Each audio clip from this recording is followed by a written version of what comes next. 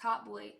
And It's you know, your boy Rass That Dude, RESS. Hoping your stress go to the wrong address. Make sure you hit the likes, comments, and subscribe. We got Stunna Girl on live, and she started talking about all types of stuff. And she was talking about her cutoff game is so cold. She'll leave a dude so fast. But let's tap in and make sure you hit them likes, hit them comments. Let's have a dialogue. I was with Dessert. Shout out Dessert. Shout out Dessert. He be selling like cannabis out there in Miami. He went to go tell him I was there, and he was like, "Oh, I want to meet her. Bring her over. Bring her over." So me, my brother, my big cousin. I had my big cousin outside. My big cousin Bub. Yeah, yeah, yeah. I had him outside. He just looked like My big cousin Bub looked crazy. Like big nigga with he had on some fucking sweats and in a tank top. Like niggas in that studio when they see my cousin was scared to even shake his hand. Like I'm not playing. You gotta understand, like it's other artists is in there, and you just got a grimy ass nigga in there. It's just like so. This is why I fuck with Lil Shimmy. I'm gonna tell y'all why. When we walked into his session, it was just him and his I don't know like his girl or whoever. Yeah, who had a girl there, whatever. We walked in and he was not scared. He walked straight up. He looked my cousin in the eye, gave him a handshake, looked him straight in the eye like a man, and was like, "What's up?" Shook my little brother's hand. Then he came up to me and he was like, "You a fucking legend. We gotta get one in. You really a fucking legend." Like, and I'm like, "Oh, okay, clap that." But yeah, he was like, "You a fucking legend. Like, we gotta get one in." I'm like, "Let's get it." He thinking I'm meant like later on. No, let's get it right now. He cut that beat on. He went right in the booth and he did punch-ins, and I'm like, oh shit. Like when I see people work like me, like do the punches off the head, that just does something to me. That just solidifies your fucking like artistry. Motherfuckers can't do that. So when I seen him do that, I was like, oh my soul. So bam, you know me, I walk right in afterwards, bitch. I do my punch-ins. This nigga starts smoking a black. So I just remember like my voice was going out, but I was like, nah, I gotta get it done. Like I gotta do it. Like and he seen me push through it too. So I had told him like towards the end, I'm like, "Can you give me some honey? Can you give me some tea?" He got me some honey. He got me some tea. And I was just pushing through and he seen it. He was like, "You a fucking soldier." Like, I'm like, "Yeah, you ain't here killing me with these fucking blacks, nigga." Like, he didn't give a fuck though. He was like, I'm gonna stop smoking. I'm gonna stop smoking. I'm in here. I'm like, it's good. So bam, I finished my song with him and you know, we just did our thing. Like, but he ain't no scary ass nigga. Like, he a stand up nigga. And when we left, my cousin was like, yeah, niggas was in that studio spooked. He was like, I ain't gonna lie, though. My older cousin was like, oh, Shimmy a gangster. Like, that nigga walked straight up to me like a man and looked me in my eyes and shook my hand, which a lot of niggas couldn't do. Lil Shimmy had on all his jewelry, all that shit. It was I'm not gonna speak on the other artists that had came that I was, whatever. But, you know, it was hella fucking artists in there. And when they see my cousin and me walking through my cousin, like, they was looking at him like he was there to rob motherfuckers. But he wasn't. He was just there to secure me. Y'all gotta understand, I had just got shot like a month ago or some shit. So he was not playing about me. But to them, he just looks like a grimy ass nigga. They got all their chains on. Like, Lil Shimmy was not scared. He was in Yes, that fucking room sir. by himself with a Here we female. go, my boy. Walked straight up to him, like, was handing. Like, Story time. so ever since then, I just had a different level of respect for him. You feel me? Like, you are so good with your nephew. Do you want to have children one day? You would be a great mom. They said she can't have none. 2 kids. I just don't feel like I need to be in the rush. Like, I don't need to be like, I don't understand that either. Why motherfuckers be trying to like make me feel like I have to rush to have any type of kids. Like, I'm That's gonna have true. my kids when I'm good and motherfucking ready, bitch. That's how I planned it out, and that's how the fuck it's gonna be. That's how. I Yeah, see that's bitches true. now that are older than me that still don't have a fucking kid, but people aren't pressuring them to have. Like, why do y'all, or not even y'all, but like people be trying to pressure me so bad, like they want my life to get put to a motherfucking. And I'm not saying that, but y'all know when you have kids, like it's certain things that are no longer you can do as freely. You can't just get up and go anywhere. You gotta make sure you got babysitters and you know, like you gotta be responsible. That's a whole other person's life that you gotta be responsible for. So I just feel like people be trying to like No longer talk shit relevant. about me or try to pressure me into having kids. Like, I'm gonna have kids when I'm good and fucking ready to have kids. Just how Rihanna Get did, that money, just my how boy. motherfucking Nicki Minaj, like, you know what I'm saying? Like, everybody, I feel like I liked how they did it. Like, they had the kids when they was good and ready, and like how Rihanna, she had her kids back to back to back and got all her kids. Like, girl, I wanna live my life. It's so much shit I haven't did yet, but just say I happened to slip up, bitch. Say that birth control don't motherfucking work one time, and yeah, then a kid will be had. But until then, I feel like I got 3 more years to live my motherfucking life. When is the Mm. album coming? It's coming now. When are you going to New Orleans? Honestly, I haven't been to New Orleans in a minute. Not only Shoo! three. Last time I went was for Mardi Gras. And that is Clap crazy for because I that. remember like seeing people saying like the spirits be down there during Mardi Gras time. And it was like I don't know, I did feel I'm like one of those people that can feel like just spirits and vibes and shit. But I just remember like when I was walking down, it was a dark ass alley during Mardi Gras. I had this like eerie feeling. It was some crazy shit, but I'm not gonna get into all that. But it was very beautiful out there. I had a very fun time though. That was one of the first places like I had went to when I got out of jail. Do you feel like people love you for you or what you Miss have? Know It All. It's funny. Both. I feel like, cause it's so, you know what's so funny? I was just talking to somebody about this. A lot of people in my early on life, it's just like they love me for just naturally me. Like I was just always one of them type of bitches that was just so real and just I've always been like that. I always had that vibe. Like I could talk to her about anything. I could Seemed trust like everybody end up getting away from her though. get up in this car. She gonna be on the mirror. She gonna make sure I'm straight. Like I've always been that type of bitch. Like I feel like now that when the money came and the fame, it brought around the wrong like. I feel like that's what anybody though. It attracts weirdos. Like I don't know what else to call them type of people, but there's really some clout.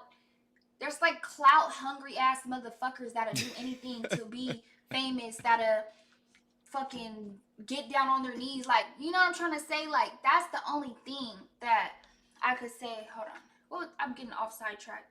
Oh shit.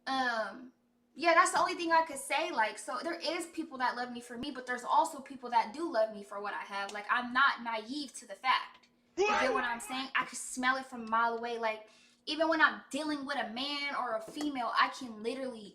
I'm one of those people. Like, I can meet you the first time and read the fuck out of you. Yeah. The only problem is that if I like you, I will ignore the red flags that I already know. So that's why I told myself, like, the end of 2025 or whatever after the situation happened when I got shot, I'm not ignoring no more red flags because I know better. Like, I'm the type of person though, if I love you or like you, I'll ignore what I already fucking know. So it's like, I already consented. I know when somebody's around me for the wrong reasons. I know when somebody fucks with me and I play my fucking role. You get what I'm saying? I know when somebody genuinely fucks with me and I genuinely fuck with them.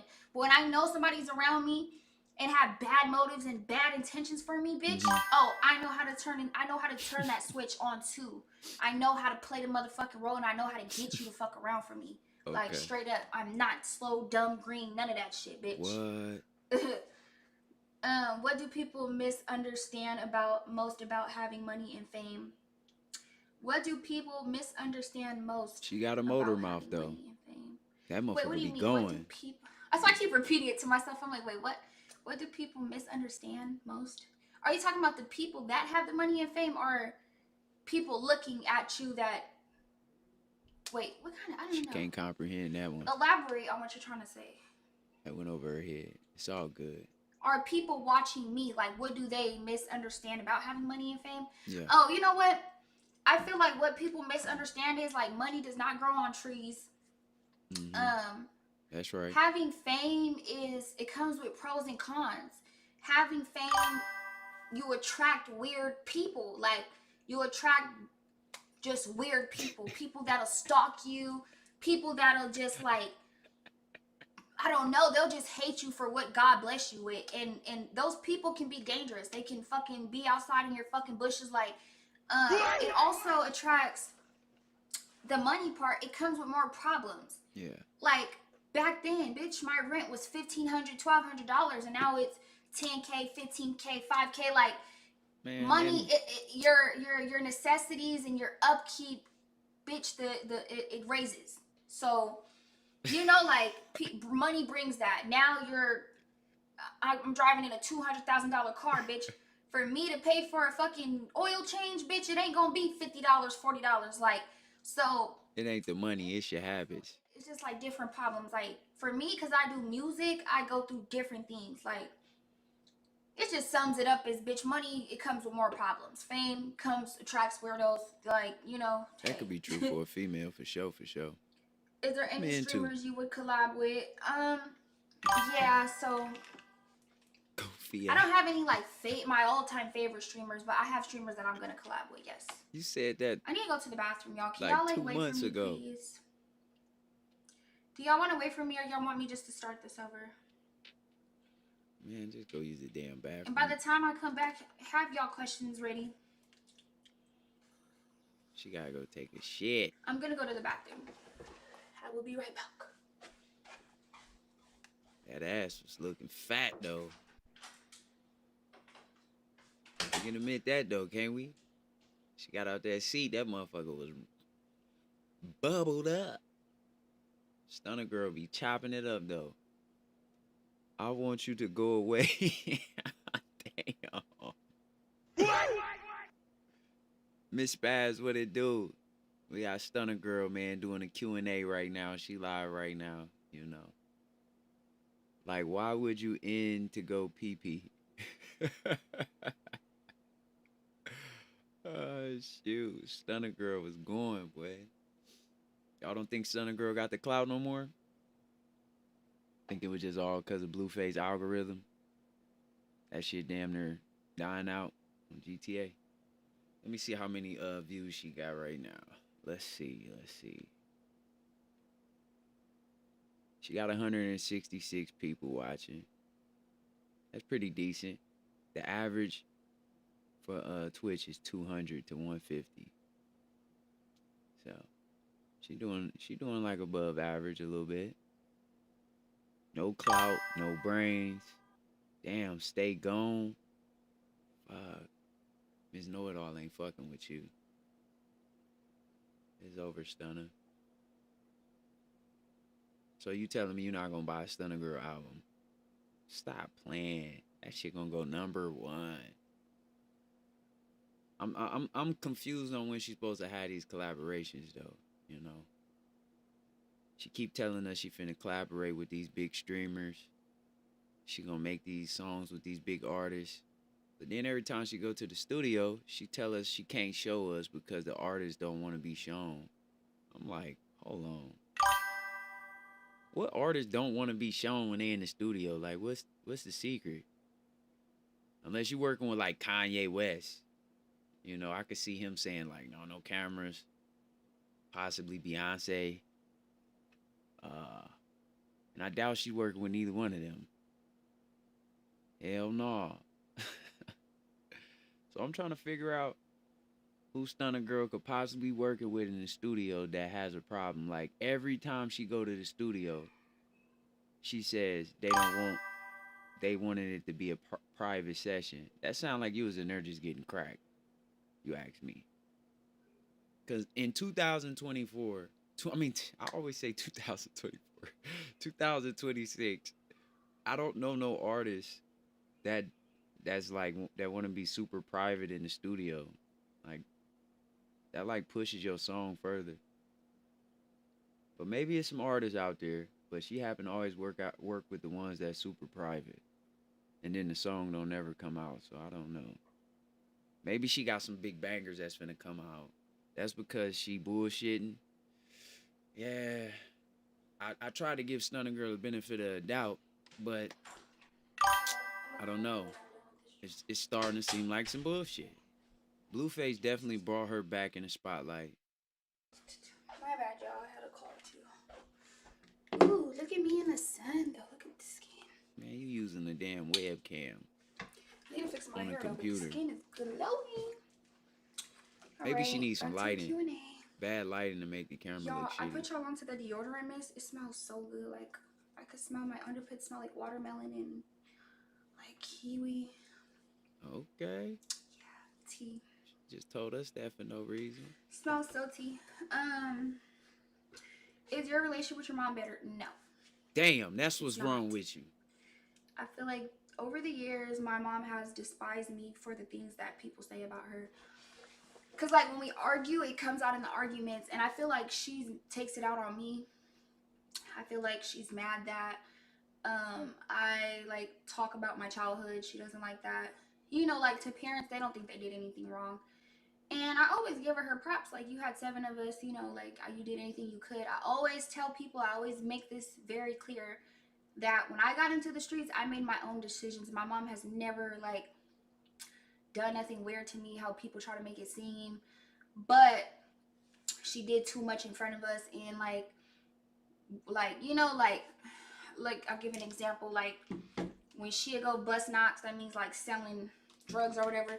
She taking us with her, we stuffing the dope in our socks. Like, you know, that's doing too much. Whatever. But you know, that was the reality at the time. She had 7 kids to raise. She was a foster kid herself. She had a fucked up childhood herself. So, you know, she was just doing what she knew best. Like, but all the weird things that people over the years have said, like, she didn't do that.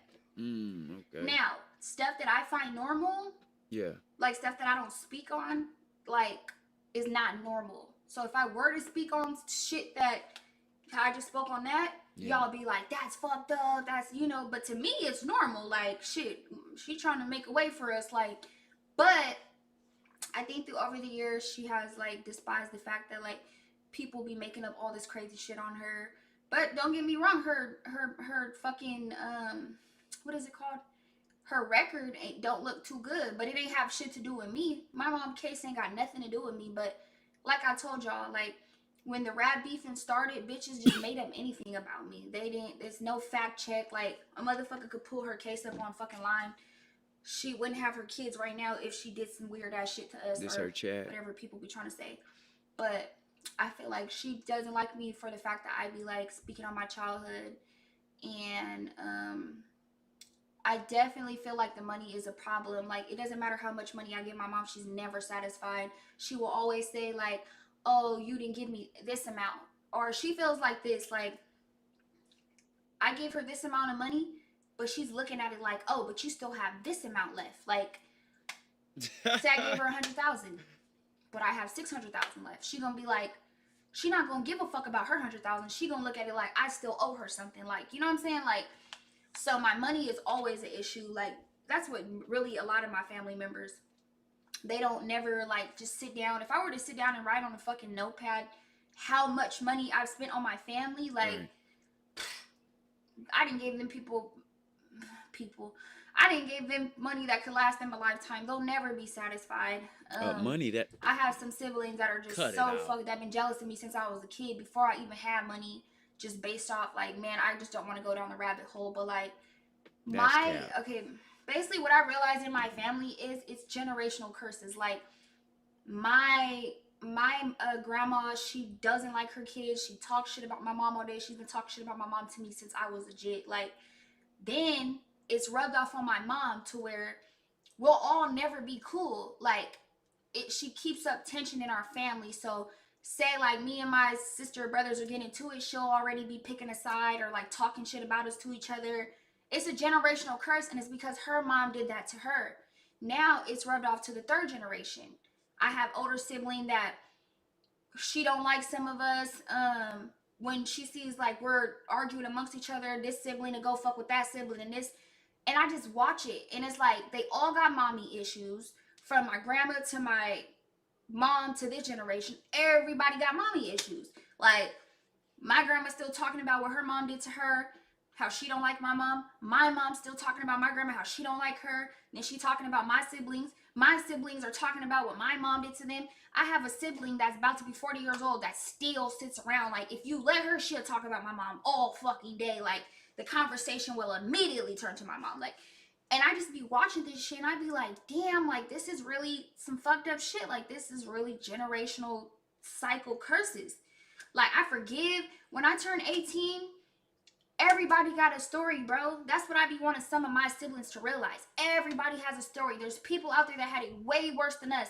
There's people that didn't even have a fucking mom, or their mom was just chose to go be a crackhead, and like, you know what I'm saying? Like, at least our mom was present at the time being. You know what I'm saying? Like, and I'm the only one that really had got, me and my older brother, that had got split up from the family. Like, when my mom got out of jail, she got everybody back. Like, but anyways, I just be telling them, like, when I turned 18, I forgave everybody for For anything they real. ever did to me. I forgave my mom. I forgave everybody. Yeah. And I knew that I couldn't just keep harboring hatred. Like, Damn. mind you, when I was in jail, my mom didn't fuck with me. She didn't talk to me, nothing. She blocked the Damn. jail number. Yeah. For all those years, I didn't get a visit. I didn't get commissary on my books. I got nothing. Like, and Shit. I had to, like I told y'all, that's why I have detachment issues to people. I had to act like my little brothers and sisters didn't exist at a point in time. Damn. Because, you know, the situation.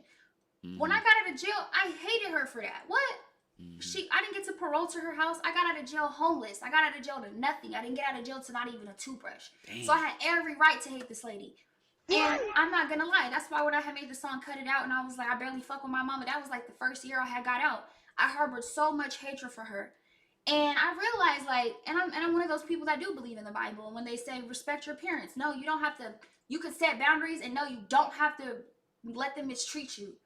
Like, so for the first couple years, like, I really believed in that. Like, you know what? I can't harbor hatred. I need to just let it go. I forgive my mom for anything she's ever done. Because I know at the end of the day, even though she did too much in front of us, even though it was too much traffic going on, like, you know what I'm saying? She tried her best. She did what the cards she was dealt with.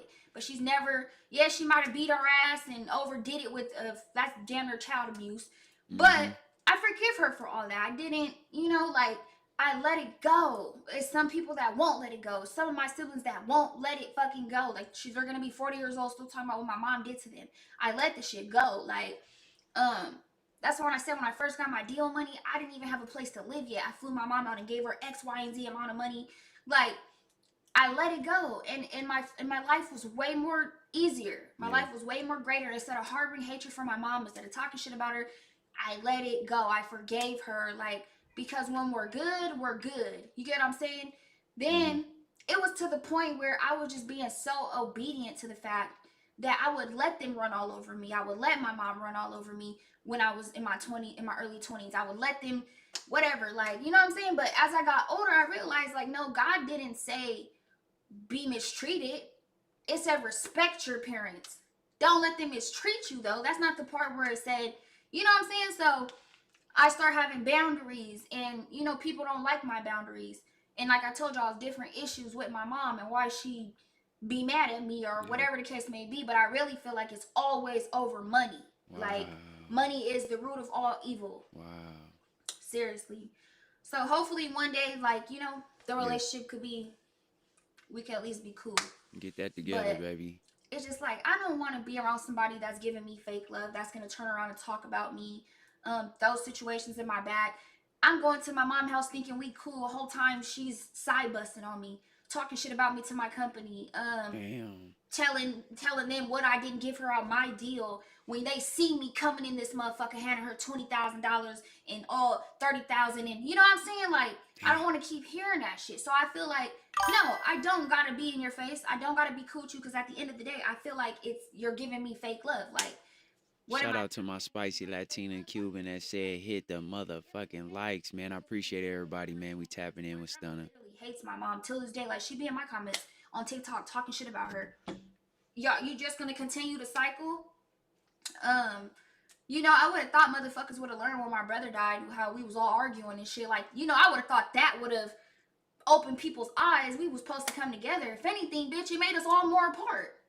We was all dealing grieving about my brother, and none of us came together. Like, I don't even want to talk about it. What do you order it? Man, I started going down the rabbit hole, bro. I'll be up in here just tearing about my brother. Like, I can't. I told y'all I can't talk about my brother. Like, I just get so emotional about that. Yeah, I feel like she might need a I swear counselor. moms will never take accountability for shit they did as a kid. Honestly, like, yeah, my mom won't apologize. She won't even admit. Like, I knew my mom was kind of delusional when she said we didn't have rats and roaches. I'm like, okay. She's like, call your dad and ask. My dad was like, yeah, we did have roaches, but I don't remember rats. Nigga, you was barely there, bitch. The rats were so motherfucking big. They used to be tap dancing at night. They used to look pregnant, bitch. I used to be scared to get up and go to the bathroom. I damn near peeing on myself because I'm scared, bitch. The rats and the motherfucking chasing each other around in the kitchen, bitch, right by the bathroom. Like, when they said that, I'm like, okay. My brother was like, maybe mom is just getting older and she's losing her memory. Like, you know, I'm just like, whatever. I just wash my hands of it. I just say, respect your parents, love them. If you gotta love them from a distance, love them from a distance. I try not to. Oh shit. to disrespect her, but my mom's disrespect be so loud that it'd be like, girl, it'd be like, whew, I'd be this close. So I ain't gonna lie, like sometimes I backslided and I didn't text my mom some crazy shit like, oh, you did this, like, you know, and then I just look at it later on and I'd be like, you know what, I shouldn't have did that. Oh my As gosh. I get older, She just turned into Brorilla on us real quick. I'm trying to be such a that's like a rabbit going down the rabbit hole. But I just say respect your parents, let them from a distance. I'm glad my mom ain't no internet ass mom, like, cause girl, we would be on here beefing, and that'd just suck. But that's what a lot of parents are resorting to, cause you know when they can't get to their kid, they're just like, all right, fuck it, you guys want to be on the internet so much, like. That's one thing I can respect about my mom. At least you don't take it there. But I'm gonna keep telling my story, Britt, whether she likes it or not. Like, hey, Stunna funny as hell. My Twitch froze a little bit. I still like Stunna just a little bit. You feel me? I think she can get this right. Lighting. Doing house duties and getting ready for work. Like this lighting. With Rass on the screen. Salute, more questions. Family. We in here. I guess you wouldn't be able to ever bring your mom on stream then. One big family. One day. I feel like one day she'll be up to it. So we can have like a real heart to heart, and you know, maybe she can take accountability. I feel like some things though I will never be able to speak on because you guys will look at it like it's crazy. Right. Like even when I like do my story times on my childhood, like I get a lot of feedback. I get like the 80% of people and the 60% or the 40% that, oh, you know what, I went through the same thing, and then I get the, oh my god, that's horrific. So I'm like, damn, these are stories that are just like skimming the ice of things. Like, so I'd be thinking in my head, you know what, things that I thought were normal are not normal. And you know, I just have to forgive myself, and I have to forgive how was, you know, I just have to forgive. Like, I don't know how to explain what I'm trying to say, but maybe one day she could come on and we can like, y'all can hear her side of the story, you know, because her side of the story, you don't never know anybody's point of view. Like when my mom, when I was younger, she would tell me about her childhood, and I'll just be like, wow, like some of the stuff my mom went through, I didn't even go through that. Crazy. Get that blunt for me too. So, you know, hopefully one day we can do that. So, because I feel like even parents, like, I don't know, everybody is human, and you don't know what your parents went through and the reasons why they made certain decisions they did, you know, so. Stunna got a mouth on her, boy. Blah, blah, blah, blah, blah, blah, blah, blah, blah, blah. My mom is like that. She told me to go to hell with gasoline jars when I spoke on one thing. Girl, you don't want to know this shit. My mom fucking told me you wouldn't. If I told you shit, my mom, the hurtful shit she said to me, you wouldn't never talk to her again. A parent should never make their child feel like they owe them anything. Exactly. My mom feels like I owe her. It's so funny. Like, so many people are so mad about my rap career. It be having me so weak. Like, oh, you owe me for this. You owe me for that. Like, she was like, oh, you talk shit about me in a song. I'm like, Mom, I only ever said one thing about you in a song, girl. Like, she feel like I owe her all this money because I said something about her in a song. Like, girl, it's a lot of people that feel like I owe them some motherfucking money. Like, what her mama look like, man? I want to know. Go get in the booth. Nah. Look that shit up. What do you guys say? You gonna break the generational curses with your kids? Exactly. She sound like a junkie. That's terrible. Absolutely. So, do you know any of your Samoan fam or no? I remember you said something happened with your mom and that side. Yeah, I never really got to meet them except her sister and her kids. Like I said, I had an uncle from Samoa. I mean, that's Samoan. He lived in my Samoan side of the family. All lives in Seattle, and he was killed by a cop. It's the fella Togos.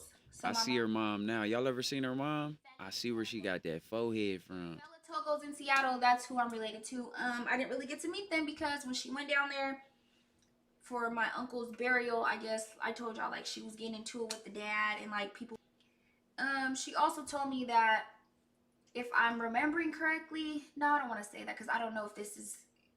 I feel like she said he was just like abusive when she was a kid, but. Don't quote me on that. I'm gonna say allegedly.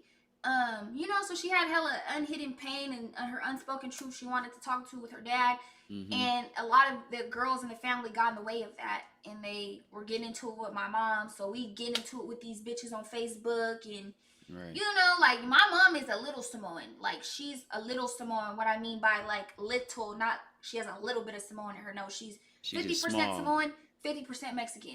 Okay. So, but she's like a small, like she's like 5'1", Yeah, five she looks feet. small in this picture. You know, you either when you Samoan, you either bitch hub big, stocky, or you skinny and like y'all know. That's why people be like bigger than a Samoan. Like bitch, you know, like that's why it's certain shit about me that's big. Like I have big ass calves. What? Shit. Lonnie What Pop, what it else? do, girl? Whatever, bitch. My calves are big. My thighs are big. Like they're what is that? Sturdy. My shit's sturdy, bitch. Like, you know, I'm strong. She Like a lot of strong? people when they see me in person, they be like, "Damn, you're hella little," but like I have the strength of a fucking giant. Like Okay, that's why I stop can it. catch punches and shit. Stop. If y'all ever, bitch, What go re-roll them fucking baddies tapes, bitch. Every time, bitch, I'm catching. You was catching But, what? but anyways, so like when they was on motherfucking when she was getting into it with them on Facebook, you know, it's just some She I was just see lying all like these that. bitches coming like, bitch, y'all missed not you gonna play more. with my mama, so we getting into it with them, like, and that fucked it up for me meeting that side, like. Airhead ass. What's the vibe for Miami? Will you do collabs with any artists while you're down there, streaming with anyone, or just go with the flow type of Don't vibe? lie. So I'm gonna go with the flow type of vibe. I'm not gonna lie. Every time I go to Miami, it be a fucking movie. Everybody be outside. Like, only thing is though, Do they copy Blueface hopefully every the move? people, cause some people The don't like fuck? their privacy out there. Story time with I Stunna. don't know. It'd be a movie. I just be like, do do do do do. Shout out I'm my gonna just girl go with the Sweets. flow, and I'm gonna just call everybody and see what everybody's doing. Like, that's why I'm getting my house in Miami, because it's just a movie every time I'm down there. Like, but I'm gonna just go with the flow type of vibe. The only for sure thing that I know that I'm doing is going to Loshimi's birthday. He said we're gonna go to Live after. You know, he has that whole lineup of artists that we're all gonna be in tow. Like, he's gonna have my black truck ready. We're outside for my boy's birthday. I think that's just gonna be lit, cause you know he a lit dude, so we're gonna fuck it up. We be fucking it up on a normal day, so I know for his birthday it's gonna be some. She show everything but the lit outside, shit, man. yeah. What the fuck? Did you talk to your bio dad? No. That was funny as shit. Did you get my TikTok DM? No, I haven't been on, but I love you guys. I feel like I've been streaming for a long fucking time.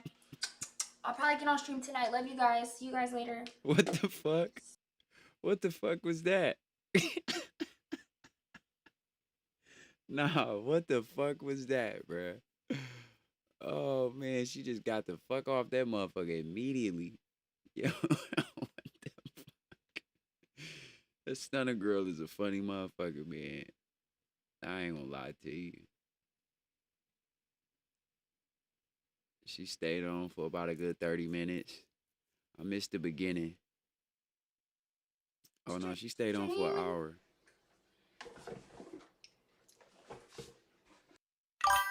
Damn, she is funny as shit. I look so cute. Whew, y'all Okay. funny as hell, boy. Where's my chat?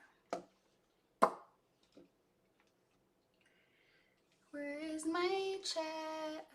Okay. Yeah, where my chat at? I can't see shit. There, she has some better lighting right there. She need to get a ring light or something. File. Cause that camera was looking Metro P. Tools. Empty I'm ass. just gonna watch from my phone. Let's get the chat on my phone. Fuck it. Why is y'all so fucking funny? Made it out the hood and I look this good. The girls he deal with be trying to destiny swap with him. Yeah, bruh. Everything he do, they do it. Cute without no makeup. Like, get into the skincare. Now she going to Miami. It's crazy. This is how the skin looks, though. No filter. If y'all was wondering. I feel like phones don't do no justice for me. Like, when I record videos of myself on the phone, I feel like it enlarges everything. I don't know why, but this webcam, and anytime y'all see me on a live stream or somebody's live stream, I can't say I didn't look fucking good. Like, but yeah, this is the skincare. You're glowing. Thank you. This is the skincare. Shit. You're glowing. I J like that Money, really. what up, man? Yeah, I'm like super. Ooh, y'all gonna see. I have something really coming that I'm so excited about. I'm not gonna talk about it because, I do believe in the evil eye and people. That's why one thing, like, if you ever noticed about me, like when I do things, I just pop up doing it. My But boy DJ Money said hit the likes. but like throughout the years, anytime I've had like a big accomplishment coming, I just kept it to myself. Like I would just pop up like with it, if that makes sense. Because I feel like when you talk about something too much, and I don't know, I don't know. It just like that's why I stay prayed up, Sick of stuff. bitch. Like I stay prayed up. When you talk about something way too much, people can like Shit. give their evil eye and their negative energy towards it, and I don't know. I keep my great accomplishments to myself. But I do have something really big coming. I don't know how much more I can stress the fact. So yeah, I do the same. I just pop up with it. Yeah, I just pop up with it. Like that's what I do. Just pop up That with way, can't no negative anything work against you. Plus, God is the biggest. You know what's so crazy, bro? I was in the mall, right? And some lady walked up to me and she's like, I just want to tell you, you're highly protected over by God.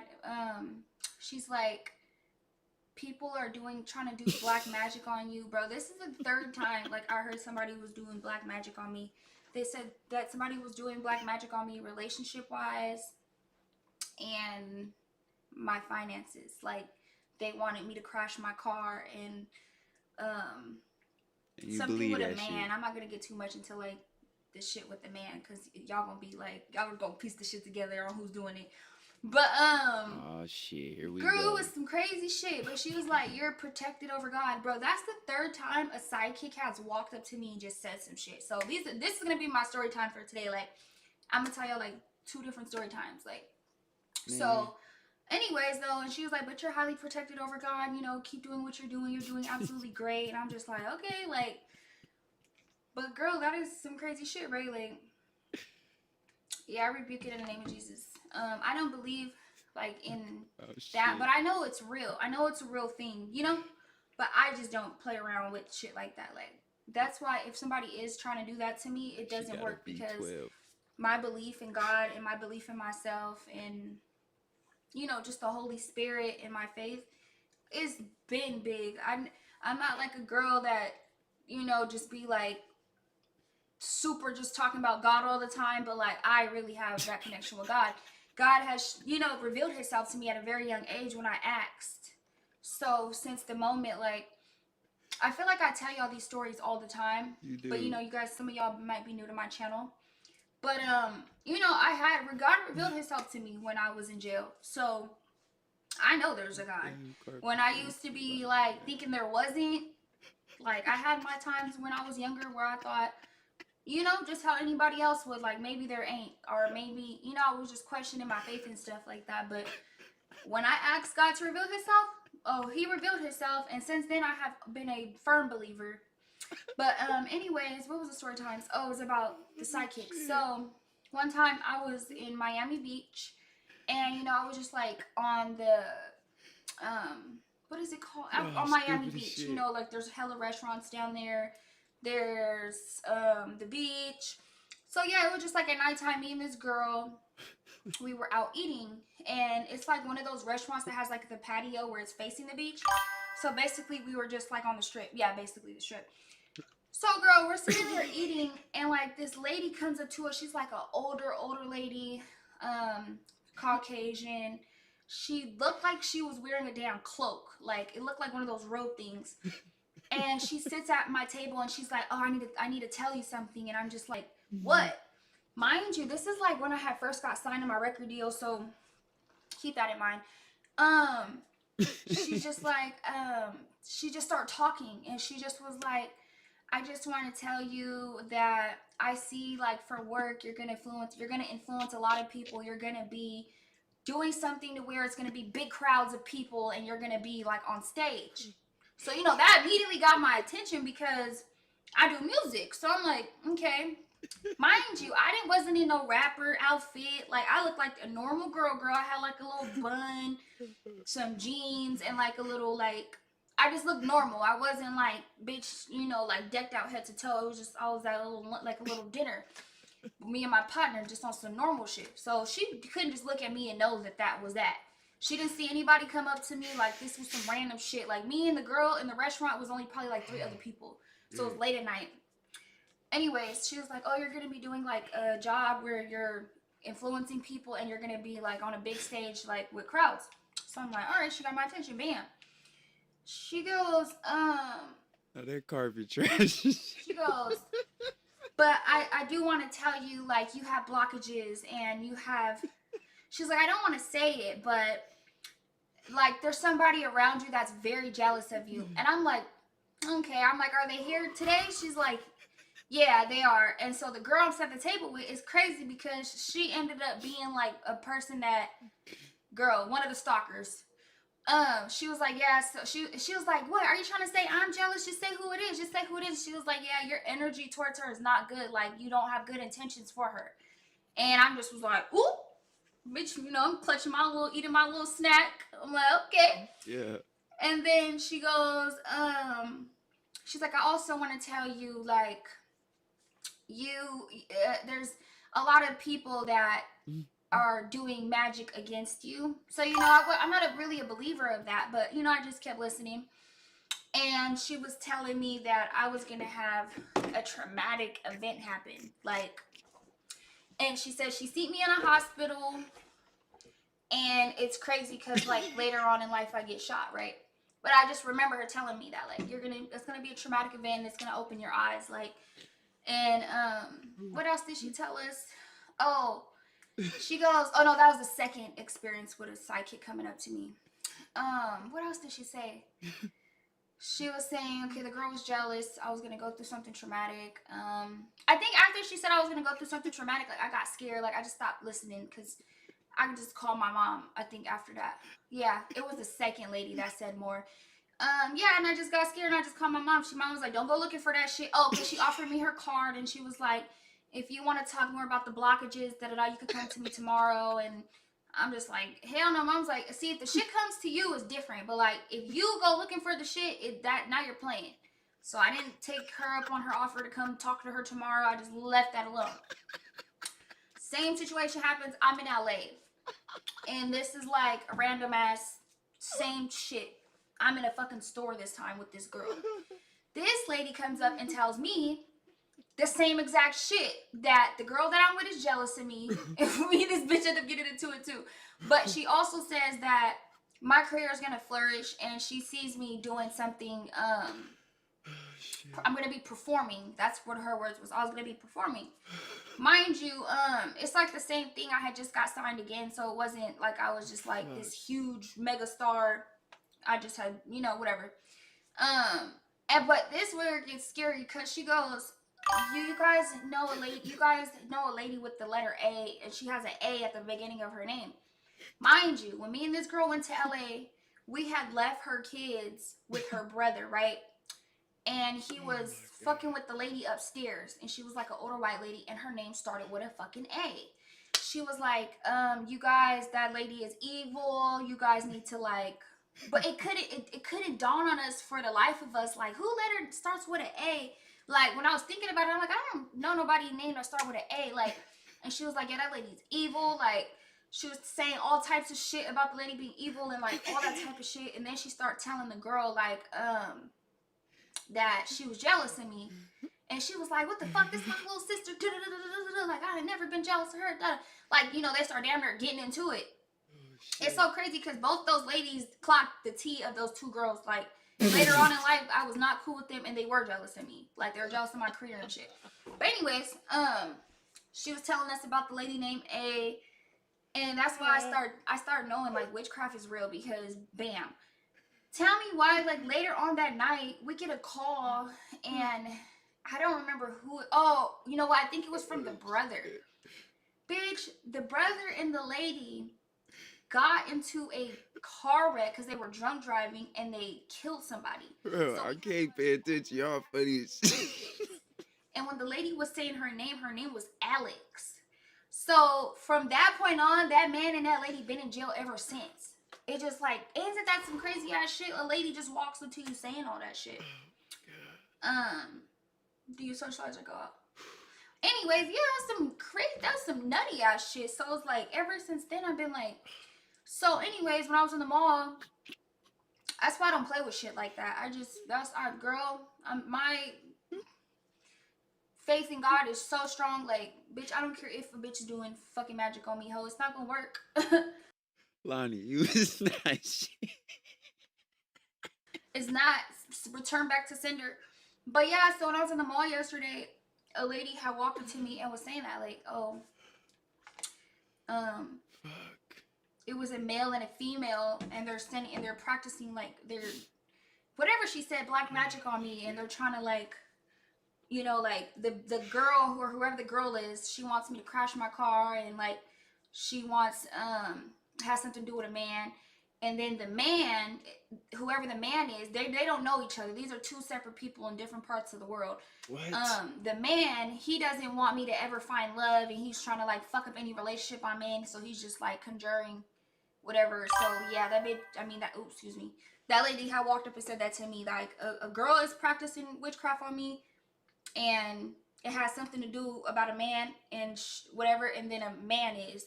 What? I'm just like, what? But she said, yeah, you're very protected by God. And I'm like, but you see why I don't play with stuff like that, because of the situations that I done had, like motherfucker just walking up and saying shit to me. Like, that's crazy as fuck. I won't be able to trust no one after that. Yeah, I just don't fuck around. Like, I just don't. I don't play like that. Like, I don't know and so, what that you know, I have my was. relationship with God. And how I have my relationship with God is like, no, I don't always go to church. I talk to God like he's my friend. And I can tell y'all that story about why God is real. We always just get into topics. All right, so when I was younger, right, I used to always feel like, oh, I don't care. When I turn 17, I'll be dead anyways. Like, that was just like how I felt. Because I was so deep in the streets. I was doing a whole bunch of shit. Like, and that's what I would say. So when I got sentenced to my time, I had got 4 years. And I wasn't supposed to get out until I was 18 years old. And I remember, like, I went to my board hearing, right? And the first time they denied me. The second time I went back, I had got released. And I just remember, like, walking through the gates. Mind you, when I was in jail the whole time, I used to be like, when I was younger, I used to be like, is there really a God? Like, if there was really a God, why is this happening? Or why, like, you know, like, I would always question God. Like, why is this and that? So, anyways, when I had got released, I just remember walking through like the fences of the jail, and I was coming from the board hearing, and it was like a breeze. Like, it's like how I'm describing it. This is some real shit. Like, it was like it's a breeze just like lifted back, and a voice just came in my head like, "Oh, you said you were gonna die at this age, and you're getting a new beginning." And when I thought about it, I'm like, wait, like when it came, the voice came in my head. It had to be God, because I'm like, I did say that when I was fucking 17, that I didn't, you know, bitch. And when I got released, I was 17. I wasn't supposed to get out at 17. And the age that I thought, you know, what I told y'all before, I'm getting a new beginning at this age. And it's so crazy because, like, when I went back into my cell, everything just felt so. This story makes me emotional too. Anyways, like when I went back into my cell, it was just like I got a new chance at life. Like, I can't even explain it. And it was like as if God had just revealed himself to me, like, you know, like I don't know. When you have that type of experience, it's like happy tears. It's not sad tears. Like, I know y'all probably be thinking I'm so emotional. But like, yeah, it just was like, it felt so good. I felt so at peace in my room. Even though I had just did some bad shit a couple days later, fighting and shit. But like, I just remember going to my cell and I just felt like a sense of relief. And like, I'm like, that voice couldn't have been nobody but God, because this is the age that I said. And this is the age that I got a new beginning at. Like, so yeah, that was my little story. But hey man, girls will notice everything, but hey, I ain't even pay attention to none of that shit, man. That shit's funny. I can't Oh, shit. I can't see it. can't see it, see Oh it, see my it, see it, see it. gosh. I can't Damn, see man, it. y'all Okay, did bam, I'm Stunner back in. bad. Anyway, so we're about to do this show in Miami. We're gonna go celebrate Lil Shimmy's birthday. I'm gonna try to make sure I get all the footage. Hopefully I don't get banned on Twitch while I'm out in Miami. Y'all know Miami's my stomping grounds. When I want to go have fun, that is the place I go in America. I either go to Miami, Houston, LA, or New York. Those are like my top, yeah, those would be my top 4 places that I like party at. But Miami just been doing it for me lately. The last 2 years, like, that's where the fuck I would go. It just would be lit. Like, and I wish, honestly, like, I really wish that I could have got a lot of that shit on footage. Like, man, like, just the great, all the GOAT artists I run into, like, She always say that. times, you know, like, I wish that shit was on fucking video, bro. Like, and, so I'm gonna try to make sure, like, I can get as much footage as possible, you know, without, when you're having fun, you don't think about recording. Exactly, like I told you, I was never a girl to, like, pull out my phone. But I had met the goats of this shit. Like, Okay. it's insane. It's so funny to me that motherfuckers would think that I'm just meeting somebody. Like, I had met everybody that I wanted to meet except Beyonce and Rihanna. Honestly. But as far as, like, male rappers, any GOAT male rapper I have met, like, and whether it was at a party, in the studio, and I had nothing but good feedback that I wish that I could have caught on camera. Like, They was busting you down. yeah, I did meet Drake. I went to his birthday party. So I have an A&R, and she's, like, super close friends with him and DJ Duffy. So it was me, DJ Duffy, Zoe. She took me to his birthday party in Miami. It was a couple years ago. That's where he was giving out Chanel bags. I was so mad because when we had walked in the door, they were all giving us a ticket, and I didn't take my fucking ticket. And she took her ticket. So he was doing, like, a raffle. He was doing a raffle at his own birthday. Like, he was giving out Chanel bags on his birthday. I'm like, that's some goat shit. But anyways, and it's so crazy because he's literally my favorite artist besides, I have, like, my top 5, but he's one of my top 5. So anyways, I was just so nervous to meet him, but it was such a good experience. So anyways, I was in his birthday party, and I just was throwing back drinks. This had to be, like, when was this? Like 2023, I feel like. Yeah.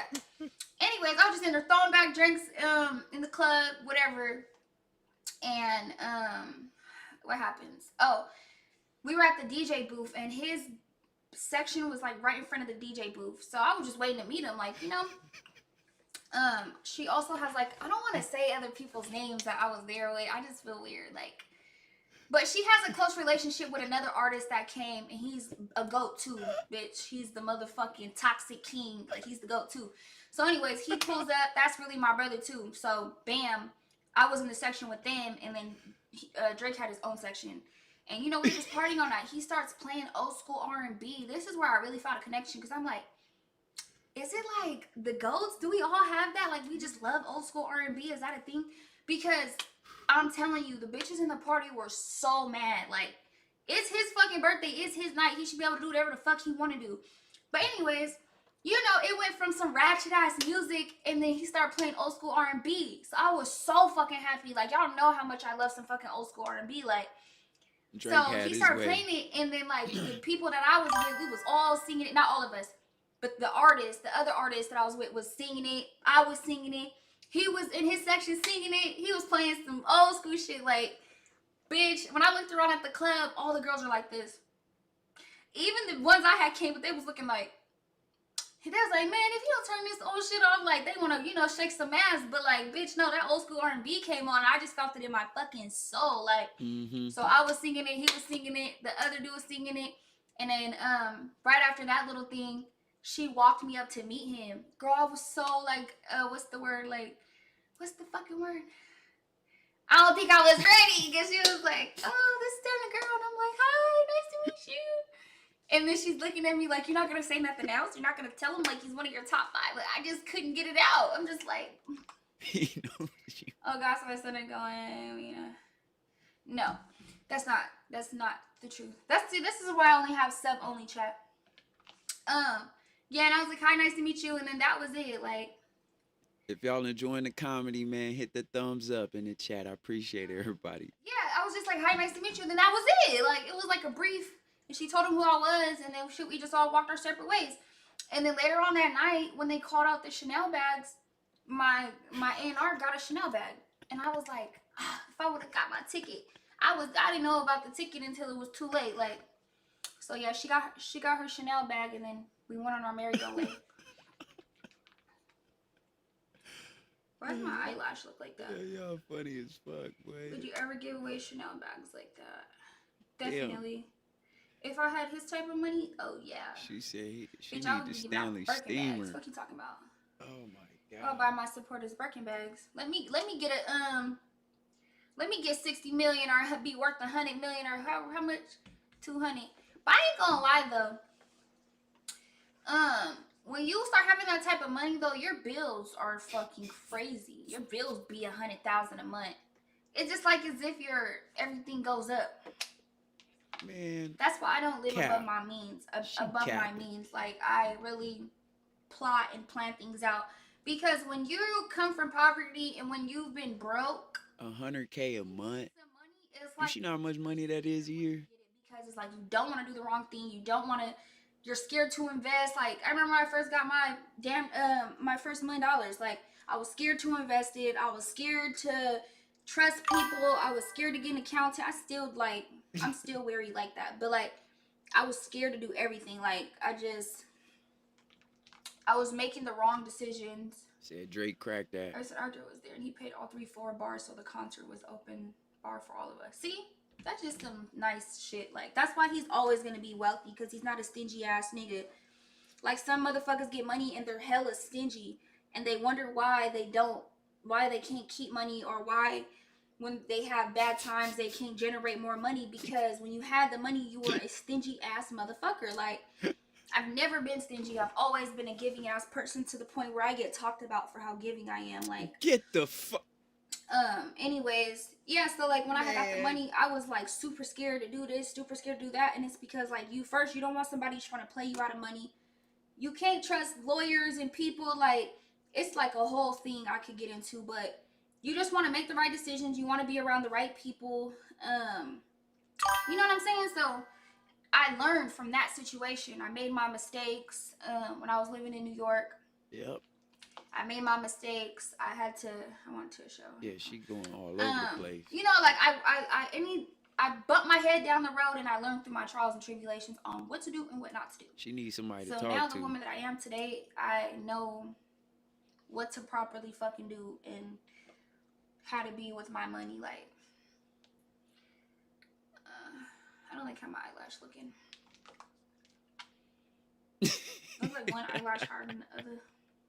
Yeah, what it do? But yeah, like being a giving person, I can't stress this fact. Being a giving person, my blessings come back in 3. But honestly, it really just makes me happy. I'm not even gonna lie. Like, I know a lot of people could probably say that's a cliche thing. Oh, but in all actuality, like really seeing other people being happy really makes me happy. Like, yeah, when I go shopping, I feel good.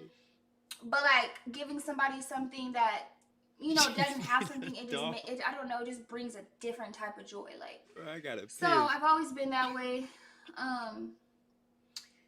Yeah, and my blessings always came back in 3. That's why I don't see, you know, I don't experience financial. This your fucking eyelash, bro. That eyelash always fucked up. Financial trouble because I'm just so giving. Like, if I was to be in some type of financial trouble, it'll just go away. Or if somebody would call me with a bigger bag and I would get like, you know, but I'll be back. Students. Oh my god. I haven't got into that. Last time I had financial troubles probably when I was like 21. I'm 27 now. And it wasn't even like how you're thinking. It just was, at the time my money was going lower and it was COVID, and I needed to find a way to like generate more money. Like I was just surviving off the money I had. That's a financial trouble when you're just surviving off the money. And it doesn't even matter if it was a couple $100,000. If you know you're just surviving off of it, you know like it's gonna go away one day. You know what I'm saying? So that was the last time I had financial trouble. I wasn't actually broke though, like I was down to $0. No, but body wave still bomb looks bomb on you. Thank you. Y'all are so funny. We could do a Q&A.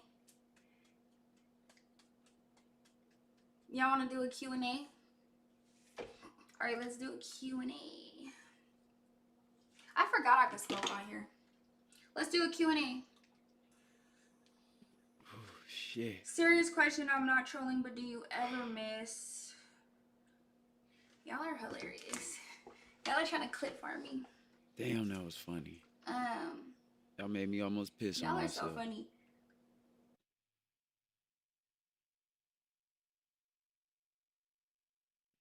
Damn.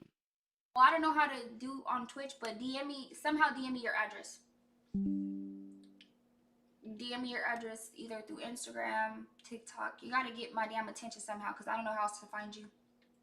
She lying. Who is your top 3 male rappers you want to do a collaboration with? I would say I really got 4. Drake. On me, you did. YB, of course. Lil Baby. And okay, the 4th one I'm gonna keep. But yeah. The 4th one I'm gonna keep. I think our collabs will go crazy. Why is everything a secret, bro? What should we ask about though? Basic should be nice. a secret. Who was the second one? Well, if you missed it, you missed it. She don't remember. But yes, I have met all of those people. I have met all of them already though. On some music shit. Little baby crack. I met all of them at shows, like at their own performances. I don't know what she talking about either. It. Girl, you better go rewind the clip. Her chat don't even know what the fuck she talking about. I'm clipping them 3. Oh, that's bad. You know, I'm really being fake right now because it's like, watch when y'all see this next move. Y'all gonna be like, this bitch is so fake. You can't say she don't always say that. Y'all gonna be like, she is so fake. Because how I just answered this question is hilarious because I know what's coming next. It's already, you know? Y'all gonna see. I ain't gonna be speaking on nothing though. Come on, more Q&As.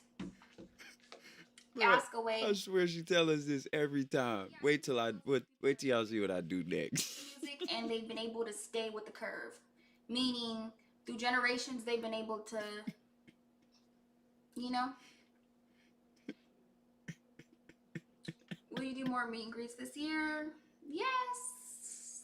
I've done a lot of meet and greets. Like, when I do my meet and greets, I actually hug y'all and like, you know, like most people don't do that. I feel like I even be like, I remember this once, oh, it's such a sweet memory. This girl, she came and she was in a wheelchair. And she had came to my I had like a show outside, a concert. She lying again. At this, what is it? It was like a... Here we go. Sailor, I don't know, an army base. I don't remember. You performed at an army base. Bruh. That makes me so sad thinking about it. Oh my God, I gotta stop being so emotional. See, now that y'all get to see me on Twitch, y'all get to see how emotional I really am. But like, them that was fake just so ass sweet. tears. Like, you know, she didn't even have to come for me, but she did. And that made me so happy. Like, did she just even fake thinking cry? about it makes me so happy. Like, I don't know. Stunna did not just fake cry. Like, yeah, I came all the way for you. And I just got out, gave her a kiss on the cheek. And, you know, I know when people watch back the video, they're like, she kissed her on the cheek. Like, I don't know. That's what I felt like in the moment. Like, I just wanted to give her just, big ass hug and a kiss on the cheek. Is this a real video? Nice. Oh my God. I gotta learn how to control my, like, crying. Where is she I don't know. It's crying? kind of sensitive stuff like that. Sometimes it be happy tears, and then sometimes, like, I have sad tears where I just, when certain topics are like that, it just makes me, like, I don't know. Okay, whatever. Next question. I know why we about to call you fake.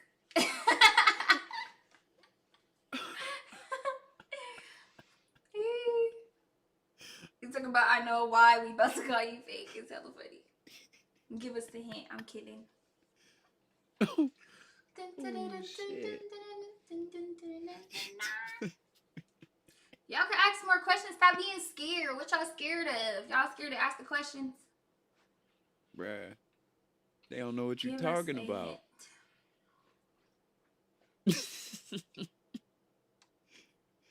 As much shit as Stunna talk, I would have not imagined her to have that fucking rug. I ain't gonna lie to you.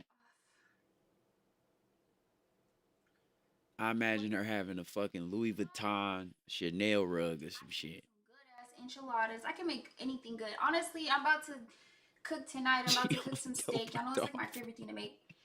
Some steak, some gravy, some rice, those little garlic butter, cheesy bread, and some corn, like I like. That's my favorite meal, and some shrimp. That's what was requested in my house. Everybody wants me to make that. Y'all know I make a mean ass steak. My steak is so good. But I used to like eating my steak well done, but now I like it medium well plus. That's where it's just a little thin line of red, like very thin, so like it stays tender and juicy. Like when people be wanting me to make a well done steak, I be kind of like, I don't know. My well done steak is still juicy, but like sometimes if you just miss the mark by a little bit, it'll get like cook on Twitch. You know what? I could set my camera up and cook on Twitch. Okay, I'll cook on Twitch. That's a good idea. That's a good idea. That would be a better Y'all Twitch, can ask I me think. personal questions. Go ahead, ask them. You gonna act like it's a secret. Now, will the collabs you did with Blue, will you ever drop them? Yes, they're still gonna drop. I'm actually gonna put one of the records on my tape. She got to. So yeah, one of the records will make my tape. She had no choice. Yeah, I don't know why y'all be trying to make it seem like me and him are beefing. We have never been beefing, and I feel like a lot of times y'all was clip farming me to make him feel like I was talking about him, but I was not talking about him. And I'm pretty sure there was times when he was saying certain shit, y'all felt like he was talking about me, but honestly, like, we don't have no beef. So the only time I had a problem was like when, y'all know, like, the management was being messy or whatever, but we even got over that too. Like, I don't know, we don't be like beefing, like we're not, it's not like that. Just say he hitting again. You about to pull up. I don't have nothing negative to say about him. He's a cool dude. Like, I've been said that. So music wise, that has nothing to do with anything. Like, whatever. Will you go? What's your favorite memory with your brother? Damn, nobody believes Stunna. This shit crazy. How and when did you come up with your stage name Stunna Girl? So I've been Stunna Girl since I was 12 years old. Dang, that's kind of like a long story. This is supposed to be a quick Q&A, so I'll tell you when I got my name. And okay, it was at She did just lie to us and act like she ain't talk shit about Blueface for like 2 weeks. Do you believe in second chances? Yes, I do believe in second chances. I just know better now. Like, if it depends on what the scenario is though. Cause some people I just wash my hands with. Like, I'm not gonna lie, I'm very cutthroat when it comes, like, my cutoff game is so strong. Like, I'm one bitch that nobody has to worry about bothering them. Like, I'm just one of those type of bitches. Like, it's so bad that one time I didn't talk to my stepbrother for like 4 fucking years. Like, I just feel like, I don't know, like, that's always been a problem for me. My cutoff game is like iron sharp. Like, yes. And especially if you wronged me, oh God. I feel like the people that I really give second chances to is like my family members. Like they have unlimited passes of chances, but like I still will like, oh, I'm not talking to you for some years. Like, so I don't really know if believe in second chances. I feel like I believe in second chances with like family members. Some of my exes I do be talking to and fucking with now. If they didn't wrong me, like if they didn't do some outrageous stuff to me, but if somebody did some outrageous stuff to me, I don't believe in second chances. No. What's your favorite memory with your brother? My older brother, um, the one that died. Rest in peace, Aunt Money. Rest in peace, Aunt Money. Man, I have so many good memories with him. Let's go down the memory lane. I have funny. I should do a story time on how he came to New York. He was acting crazy. I'm gonna keep that story time to myself. But he was always a protected big brother. I love my big brother. I think my favorite memory would just be like when we were kids and we would be in the middle of the street playing football, and like I was kind of, I wouldn't say tomboyish, but I played with the boys more. I was the type of girl, like when I was in my house I would play with dolls, but when I was outside I was like rough, and I would be like fighting, and I would be like playing tetherball, and we'll be making like, but they all used to be in football. They used to play for the Oak Park Buccaneers, and I just remember like we would go in the middle of the street, and I would put like the pads on and the helmet, and he taught me how to hit stick people. And that's where you like run up and bam, hit people. I would really be doing that to the boys. Like he taught me how to like catch the ball, and like he just taught me how to play football, and like I was really good at it. Like I would always get chose. Like when we would have our little hood tournaments in the middle of the street, I would always get chose to like play. I don't know. Talking about my brother makes me really emotional. But yeah, rest in peace to my brother. What will you be going to on his up and coming tour? Whose up and coming tour? Are you going on any vacations? Yes, I do have plenty of vacations planned. My only problem with vacations is like I really need travel buddies, because like my only friends that I have, they all have working kids.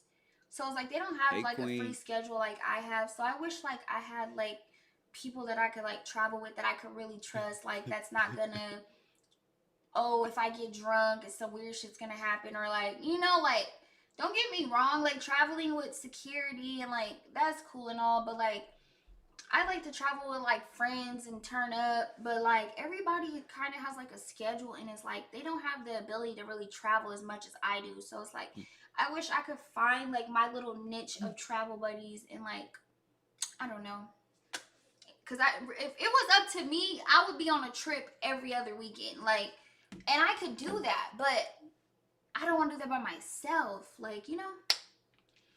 Then it's like I don't always want to go on a trip with a man. Like I like just, you know, bitch, I like to go meet new people and be with some, you know, some bad bitches. Like, but that's not always good either, because like I be seeing bitches fall out on their trips, and like I don't want to go through that. I don't want to go on a trip with somebody and then we're on the internet exposing each other. Like that's weak as fuck. Like I just want to see like find some good spirited people that love adventure, that want to go fucking parasailing and skiing and jumping out of the damn plane. Like that's the type of shit I want to do. Like I'm very adventurous, so bungee jumping, fucking, I don't fucking know, swimming ass naked in the motherfucking. I'm playing. I'm just kidding. Don't click that. Don't click that. I was just playing. But no, I'm very adventurous, so I be wishing like I could find people like me that have an open schedule and are adventurous but are good people, like not some fucked up ass people. I love your collabs with Lil Shimmy. Is there up and coming music with y'all? Honestly, like me and Lil Shimmy, we work the same. That's why it's so funny. Like when I see that video of him on TikTok where he was like, "Me to me," like he was making a song, but like I understand him, because like when you're trying to find your cadence to a song, you just be like saying shit to like, then you gotta put the actual words. You gotta punch in what you're trying to say, but you gotta find your cadence. But anyway, so like when me and him went in the studio, it's the funniest thing. Like when I had met him, so basically I was in a whole different studio. I went to the studio to do a song with the artist Hot Boy, and you know, he was just in the booth and he was doing what he was doing. Lil Shimmy had walked in, and it's like a big ass studio, so it's hella people, different rooms. So he walked in and come talk to him, and that's when he had just dropped that For Me, or yeah, For Me song. And he seen me in there, and then he walked out. And so then the guy I was with, Dessert, shout out Dessert, shout out Dessert. He be selling like cannabis out there in Miami. He went to go tell him I was there, and he was like, "Oh, I want to meet her, bring her over, bring her over." So me, my brother, my big cousin, I had my big cousin outside, my big cousin Bub, yeah. I had him outside. He just looked like my big cousin Bub looked crazy, like big nigga with, he had on some fucking sweats and in a tank top. Like, niggas in that studio, when they see my cousin, was scared to even shake his hand. Like, I'm not playing. You gotta understand, like, it's other artists is in there, and when you just got a grimy ass nigga in there, it's just like, so this is why I fuck with Lil Shimmy. I'm gonna tell y'all why. When we walked into his session, it was just him and his, I don't know, like his girl or whoever, yeah, who had a girl there, whatever. We walked in, and he was not scared. He walked straight up. He looked my cousin in the eye, gave him a handshake, looked him straight in the eye like a man, and was like, "What's up?" Shook my little brother's hand. Then he came up to me, and he was like, "You a fucking legend. We gotta get one in. You really a fucking legend." Like, and I'm like, "Oh, okay, clap that." But yeah, he was like, "You a fucking legend. Like, we gotta get one in." I'm like, "Let's get it." And I meant like later on. No, let's get it right now. He cut that beat on.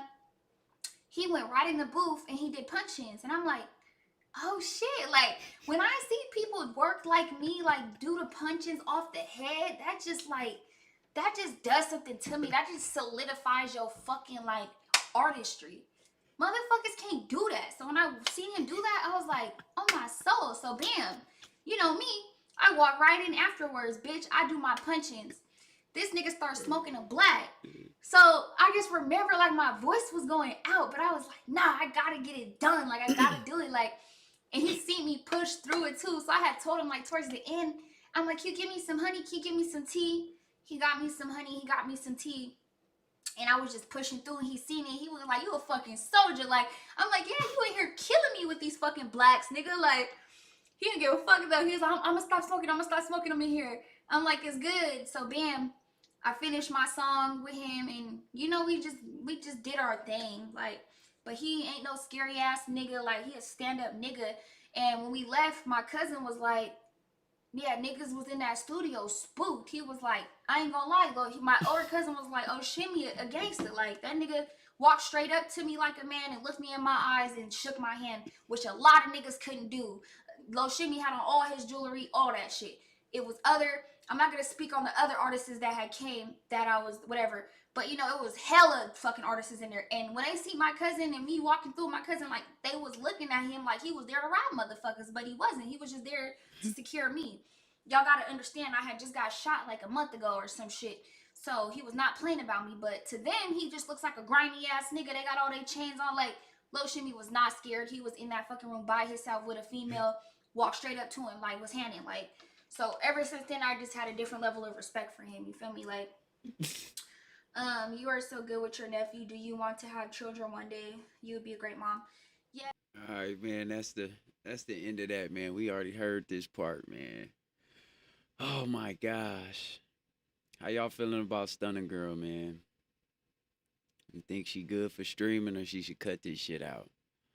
I lost her so long ago. What the hell is she talking about? Man, she talking so fast. It's like, it's kind of scary. That fake ass paint made him. Oh shit. Tiffany, not a damn thing. Cat Williams. Boy, yeah, man. That's kind of crazy that everybody that came in the chat don't know what the fuck she talking about. That's kind of scary. All I can do is try. I thought she was in jail placement home on the streets. Making great story. Bro, I don't get why every story got something to do with like, oh, I gotta keep that a secret. What the fuck is that about? Like every time you will with some artist, I can't say their name. I gotta keep that a secret. What the fuck? What's the secret? Nobody gives a fuck. On the next show, her cutoff game is strong. Just mean you are a dedicated 305. Sexy Nate said, feel like I just left a crazy house with 20 people in it, but it was just one person. Damn, man. That is crazy to have that big ass house and she be the only person in it. Something ain't right about that. That should drive you crazy. Right? She just put anything in that room. Rug fake. Rug fake plant. Nah, I didn't even notice that until y'all started roasting on that shit. I said, what the fuck? I was like, why she put the plant right there? Like, that don't even look right. She need some damn medication. Fuck. I be trying to show love to Stunna Girl, but man, y'all be making it hard. Fuck, man. Y'all tore that carpet up. You called it the carpet crispy as fuck. Oh shit. Oh my goodness. Damn, man. I don't know what to say about Stunna Girl, man. I thought she would have been able to be a good streamer. But her with these topics and talking and telling stories, it's not hidden. It's not hidden, man. I think she should just do the cooking content. I think that'd be good. She wears some little tight pants. She got her booty. Most of the niggas is gonna be like, damn, look at that ass. She cooking. She makes some good meals. And then serve it to her nephew or some shit like that. But her just streaming and talking, I just don't see it happening, man. The plant looks like it got a plastic cover over it. Fuck. She. Damn, why that shit went away? Oh, she institutionalized. She at, like, she is in a hole in a jail talking to herself. Rash, that carpet made out of what? Canacolon. What the fuck is that? You said please Google. Let me see. Let me Google that. Canacolon. Damn, it went away. Oh no, I see it.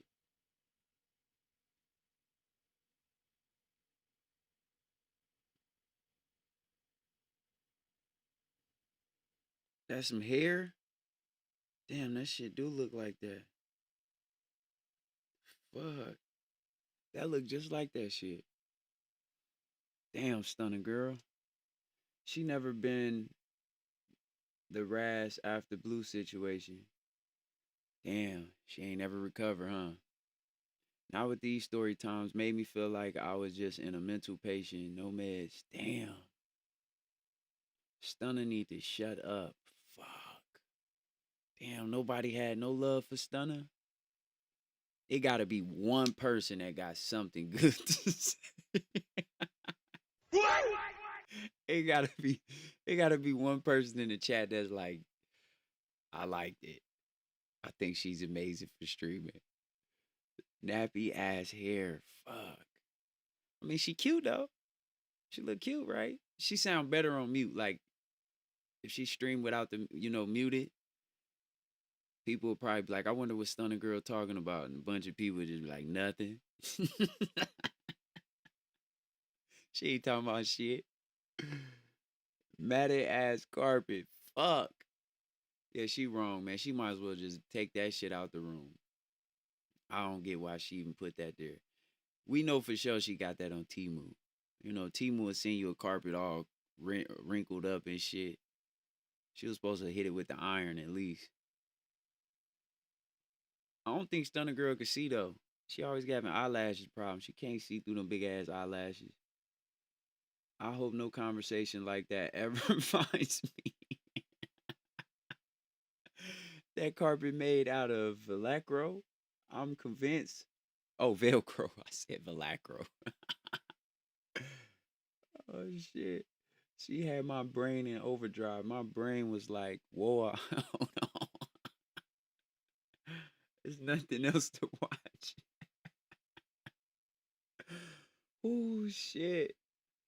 You know, when the video get posted, it'd be a few Stunner Girl fans. I think they might have fucking turned their back on her at this point. It's nothing else. Oh shit, I read that already. Fuck. I got a good ass laugh, man. I needed that today, man. That definitely was a boost of energy. Cause damn, that shit was funny. Josiah, what it do, my boy? Damn, that was a funny ass chat, man. I'm glad I met y'all, man, cause y'all hilarious.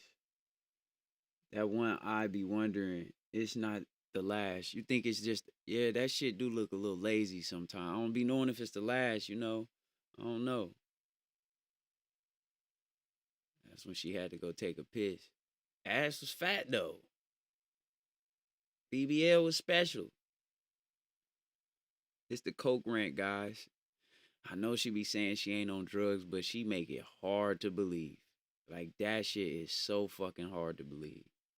Oh, you miss me, Raz. Yeah, I miss Lonnie Pop, man. Talking your shit. She don't got no grace for nobody. I'm good today. I got my first car today, man. Shout out to you, my boy. Young Josiah got his first car and a PS5. Now you got to get your ass to college. The chat want to see you in college doing some good shit, man. Go get married. Go find you a nice little start you a nice family.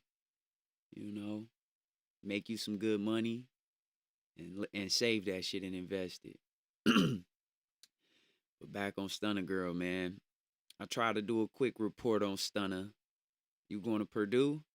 Oh shit. A lot of my cousins went to Purdue. As it's on point though. Yeah, see, we got something good to say, right? Ass was on point. Okay. There we go. It was one person, DJ Money, had something nice to say. I don't think I seen no good comments. It was literally bad. Like I didn't even pay attention to the room though. I ain't gonna lie to you. I was just listening, trying to understand the stories, but like some of them stories was just, it wasn't even some of them. It was literally all of the stories was ass. She had me confused as shit. I couldn't do nothing but laugh at what y'all was saying. I was listening to the stories too. They just didn't make sense. Like, especially the shit about somebody doing black magic. That shit didn't make no damn sense at all. One person on this side of the earth and another one on the other side of the earth. I don't know what the fuck she was talking about. She doing coke in the bathroom right now. Oh. Oh, shit. That's probably why she came back and the stories really didn't make no motherfucking sense. That make a lot of sense. Talking about she had to piss. She went in there and bust down 3 lines on our ass.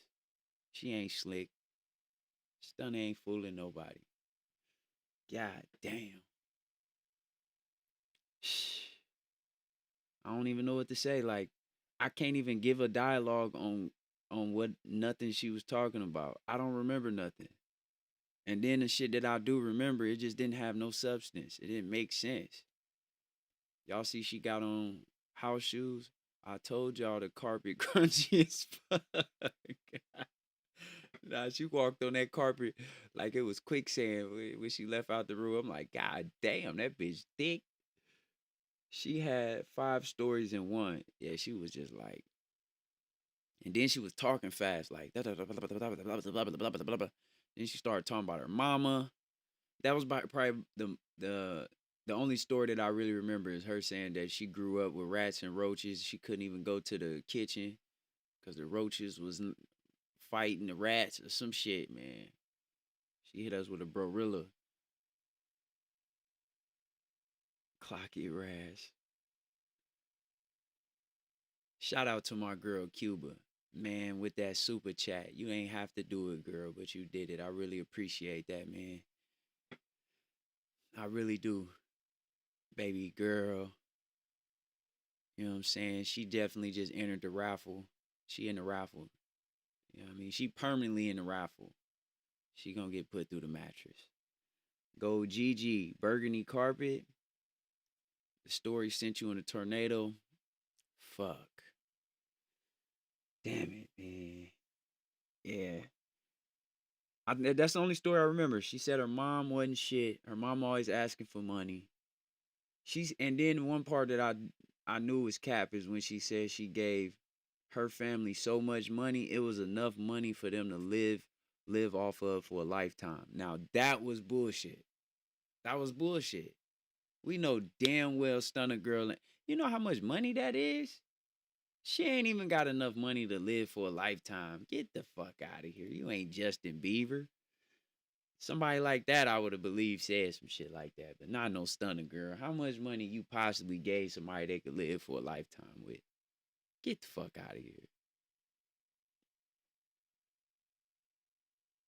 Last year, I broke both of my legs in a tornado in Texas. Damn, my boy.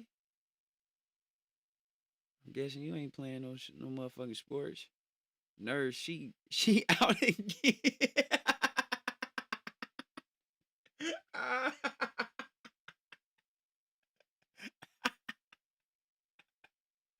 Oh shit. So we all just confirmed, man, Stunning Girl is a cokehead. That's just where we at. Like, she gonna have to prove it. Like, she at this point, she gotta go take a drug test for anybody to believe she ain't on coke. It like at first I was trying to defend her, like, man, she ain't on no coke. But like after hearing this conversation, shit, she gotta take a drug test. I would never believe her now. And she lied and said that she didn't ever talk bad about Blueface. How the fuck we listen to all them lives and all of a sudden she ain't talk shit about Blueface? She meant Blueface ain't say shit about her. And she should have apologized for all the shit that she said about Blueface. How you gonna talk shit about a nigga for 2 weeks and then turn around and say, we good, we cool. He a good dude. What the fuck? You just dog that nigga out. You start talking about the gay whisperers and all of this shit like you did Blue wrong. Blue just wanted to love you, love you, love you. And you was like, fuck that, I'm a 304. You know what I mean? Then you just basically said you ain't never been a no groupie type. But it sounded like when you made motherfucking Drake you was. Said you ain't had nothing to say. You was nervous and shit. Nobody never at Stunner Girl house. The house is empty. It's always empty. I gave her the benefit of doubt, but that motherfucker always got an echo. She's so all over the place all the time. Damn, go GG. Everybody feel the same way about Stunner. DJ Money, I'm going to call her storytelling Stunner. Yeah, I remember my grandma used to say that. That mean you just a straight liar, but you always got something to say. Her ex-husband was her dealer. He exposed her bad coke habits and pills. Damn. That nigga exposed a lot of shit. They said that nigga said she couldn't have no kids because of STDs and shit. Blue blocked her. Good for him. Nobody never at Stunner house. The house is always empty. Yo, you standing on that shit. Oh shit, man. She damn near might be the worst person to do a reaction to. She gotta be the worst streamer. At this point, I don't think nobody is on Stunner Girl level. She might be the worst one. And I really had big hopes for Stunner Girl. I tried to give her props. I was hoping she'd put herself in a different direction. It never worked. It never worked, y'all. She's she gotta be on coke. She gotta be. And then when she said, oh, I remember what she said. It was some bullshit. She said that she was strong as fuck. Y'all better go watch. She told us we better go rewatch them videos on baddies. Now that was a fucking lie. When did y'all? Maybe I'm wrong. Maybe I missed something. Did she go on fucking baddies and show that she was strong as fuck? Like, did y'all see any video? She said she was catching punches. I don't remember her catching no punches. But maybe I missed it. Maybe I don't know what the fuck I'm talking about. The other boy got arrested coming to our house with 10 P's for her. Remember, he was on his way to Stunner House. Yeah. I thought she was lying about that until we got down in deep detail, and I guess he was on his way to her house in the motherfucking baby shoe car. Lonnie said sedate her. Fuck. Lonnie is crazy as shit, boy. I almost damn near fell out this chair laughing. Stunner better get with the program. I'm none like your last nigga. We don't even know him.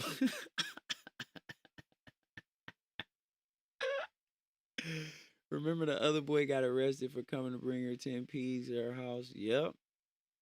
She fucked. She's saying that everybody else putting black magic on her. It might be the other way around. She might be the motherfucker that's just bad luck to be around. How she strong as fuck when Biggie choked the booger out of her. Oh my gosh. You notice everything Stunner Girl do is so amazing, but it's never on camera. And all of the shit that we see on camera is never amazing. Like how? How does that happen? Like you telling me not one amazing time in your fucking life. It ain't on camera. But all this boring bullshit is always on camera. I don't get it. That don't make sense to me. You tell us everything else, but then when you go to the studio, you can't tell us who the artist you was in there with, and you couldn't record because some artists like to be private. I think them niggas, if they wanted to be private, either they fucked you or they didn't want to be seen with your ass. There's nothing else to it. Don't know. Didn't Biggie beat her up? That's what I thought. I knew I wasn't tripping. How the fuck is Stunner? How Stunner is she a Stunner? She a stud? Nah, she ain't no stud. Nah, but I don't know, man. At least she admitted. The only thing I feel like she ever told the truth to us about was that she was a hoe. That might have been the only thing we ever got out of Stunner Girl that was the truth. Everything else is kind of questionable. It's like, I don't believe you. I don't believe the jail stories. I don't believe the fight stories. I don't believe the money stories. I don't believe it. Then she said her bills is $100,000 a month. I don't believe that shit. I don't believe that shit. You know how much $100,000 a month? Yo, she gotta be making buku money to be able to obtain 100,000 a month. I don't believe that. Blueface was so messy that he purposely kept doing watch parties of baddies because he was trying to find a clip of Biggie beating her ass. He wasn't low. Nah, yeah, she was trying to turn that shit off. She was like, oh, I don't want to look at that. Fuck those bitches. I don't want to give them no clout. Like, nah. You just did all of these fight stories, and then when we go to the video, all your fight stories is the total opposite. Stunner is a fake stunner who fake stunts. That's probably how she got her name. You're giving me fake love. Like, what am I I'm paying for some fucking fake love? Fuck that shit. Like, if you can't get it together, then hey, it's just gonna be another generational curse. My grandma literally hates my mom till this day. Like, she be in my comments on TikTok talking shit about her. Y'all, you just gonna continue the cycle? I would have thought motherfuckers would have learned when my brother died how we was all arguing and shit. Like, I would have thought that would have opened people's eyes. We was supposed to come together. If anything, bitch, it made us all more apart. We was all dealing grieving about my brother, and none of us came together. Like, I don't even want to talk about it. What deodorant? Man, I started going down the rabbit hole, bro. I'll be up in here just tearing about my brother. Like, I told y'all I can't talk about my brother. Like, I just get so emotional about that. Oh, now I remember. She did the fake crying. She started fake crying for us. She's told us about performing at a motherfucking army base, and a girl in a wheelchair came just to see her, and she was crying. I don't believe it. I don't believe it. I can't imagine an army base saying, we about to get Stunner Girl up here. She about to come perform for us. I just don't believe that shit. She would have to, she said it was a video out there. Unless somebody seen the video, she said in the video she was crying. I never seen that video before. So maybe it is true. I don't know. I don't believe nothing she say at this point. Did she say in the room most of the time on Baddies? She showed the fuck did. She showed the fuck did. The bitches putting black magic on me. They must just be mad because I got another jumbo. Why the fuck my chat erased? What the fuck happened to the chat, B?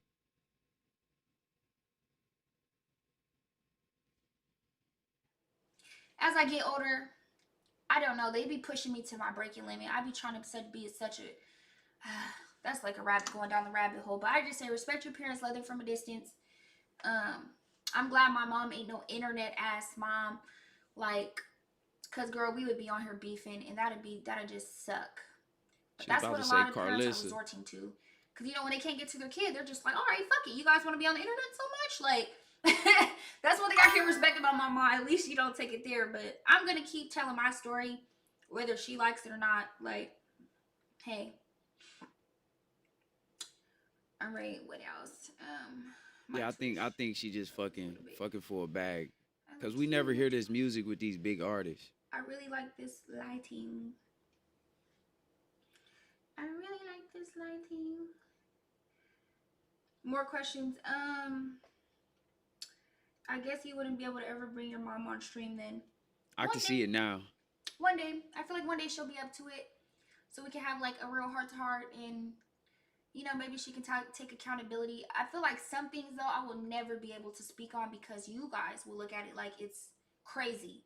Like even when I like do my story times on my childhood, like I get a lot of feedback. I get like the 80% of people and the 60% or the 40% that, oh, you know what, I went through the same thing. And then I get the, oh my God, that's horrific.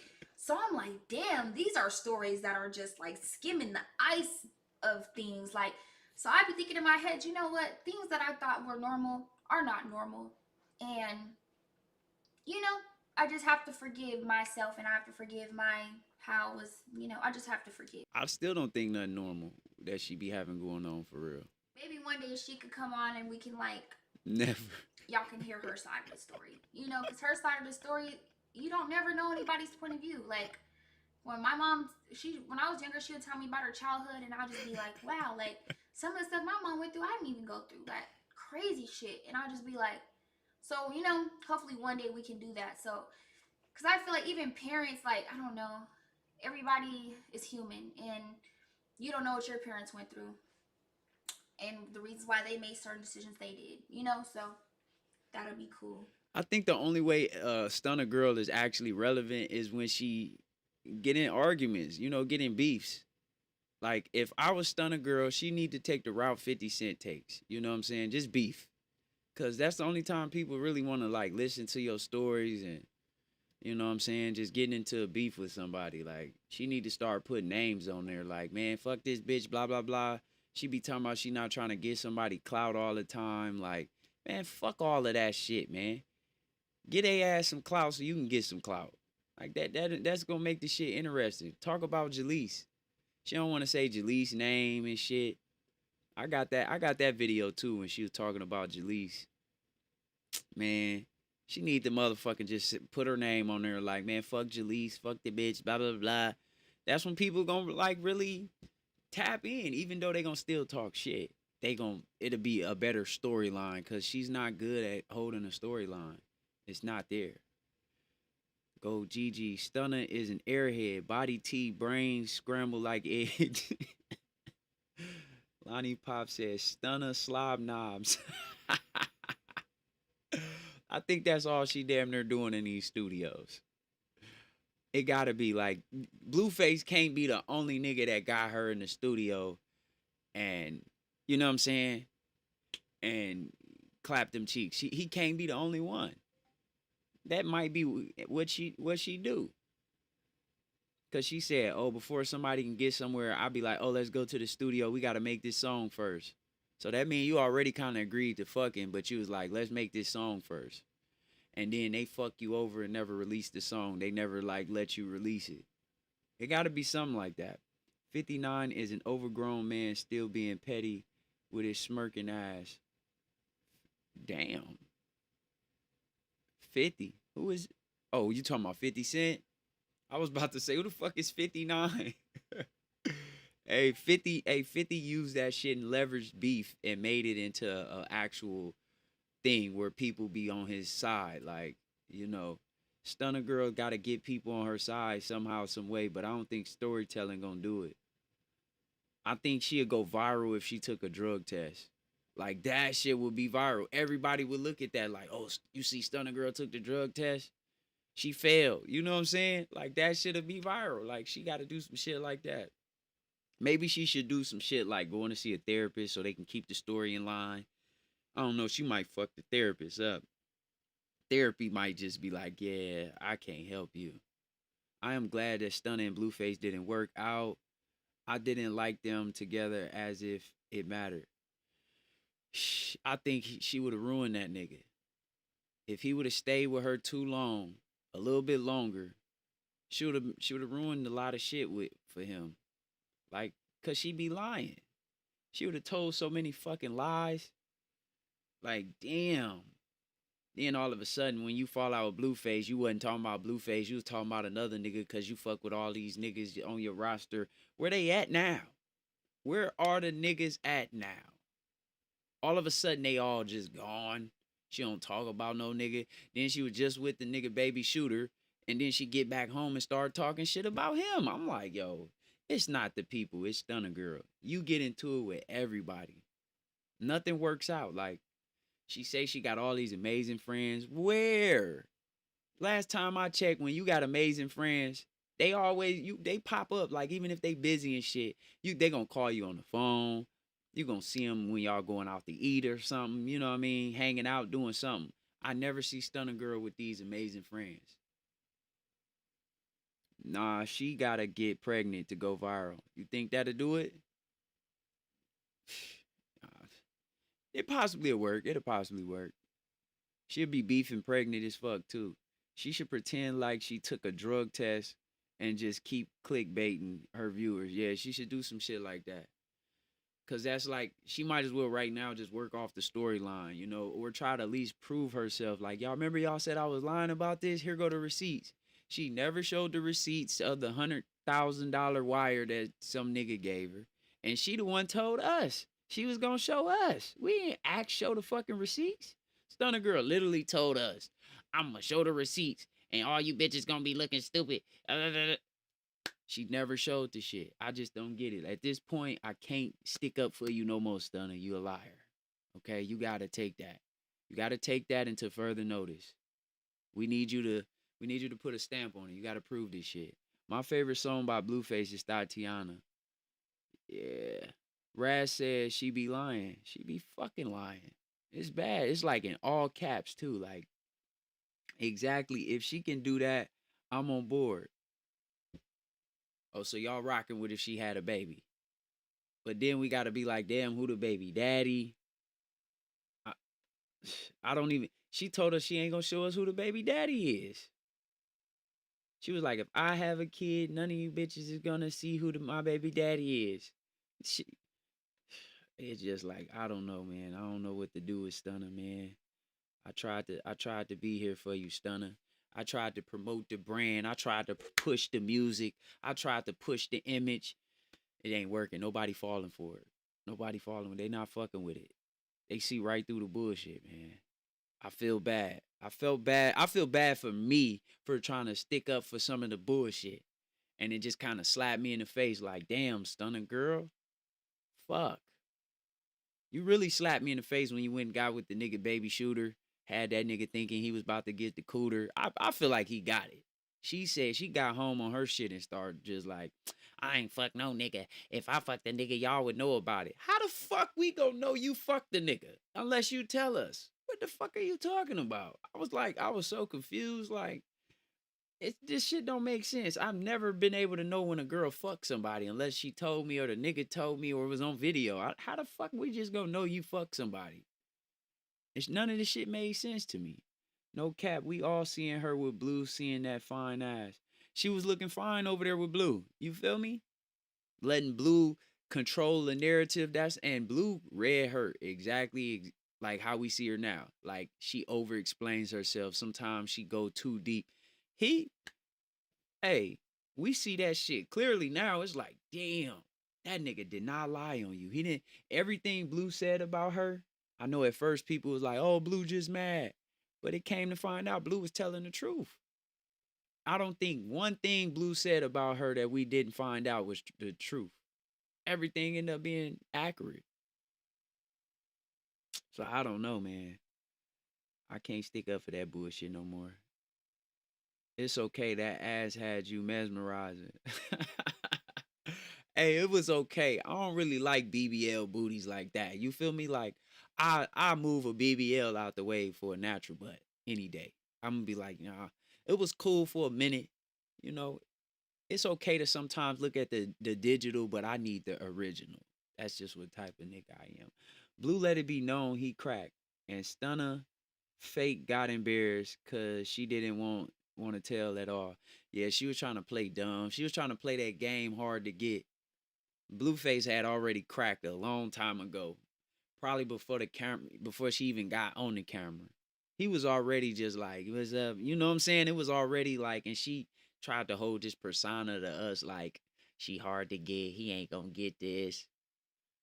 Next thing you know, she's spending the night. She couldn't hide it no more. It was over with. She couldn't do it. On the next episode of Liar Liar Pants on Fire. Oh shit. Oh my gosh. She was looking fly with him. Blue was telling the truth. Yeah. And all of a sudden, she ain't wearing all of the shit she was wearing when she was on Blue Stream. You notice that? When she was getting on Blue Stream, she was making sure she put on her best shit, best hairstyles, all types of shit. She was letting us know, like, all of the, he not used to this. All the bitches he fuck with, they be wearing flip-flops and sneakers. Like, damn.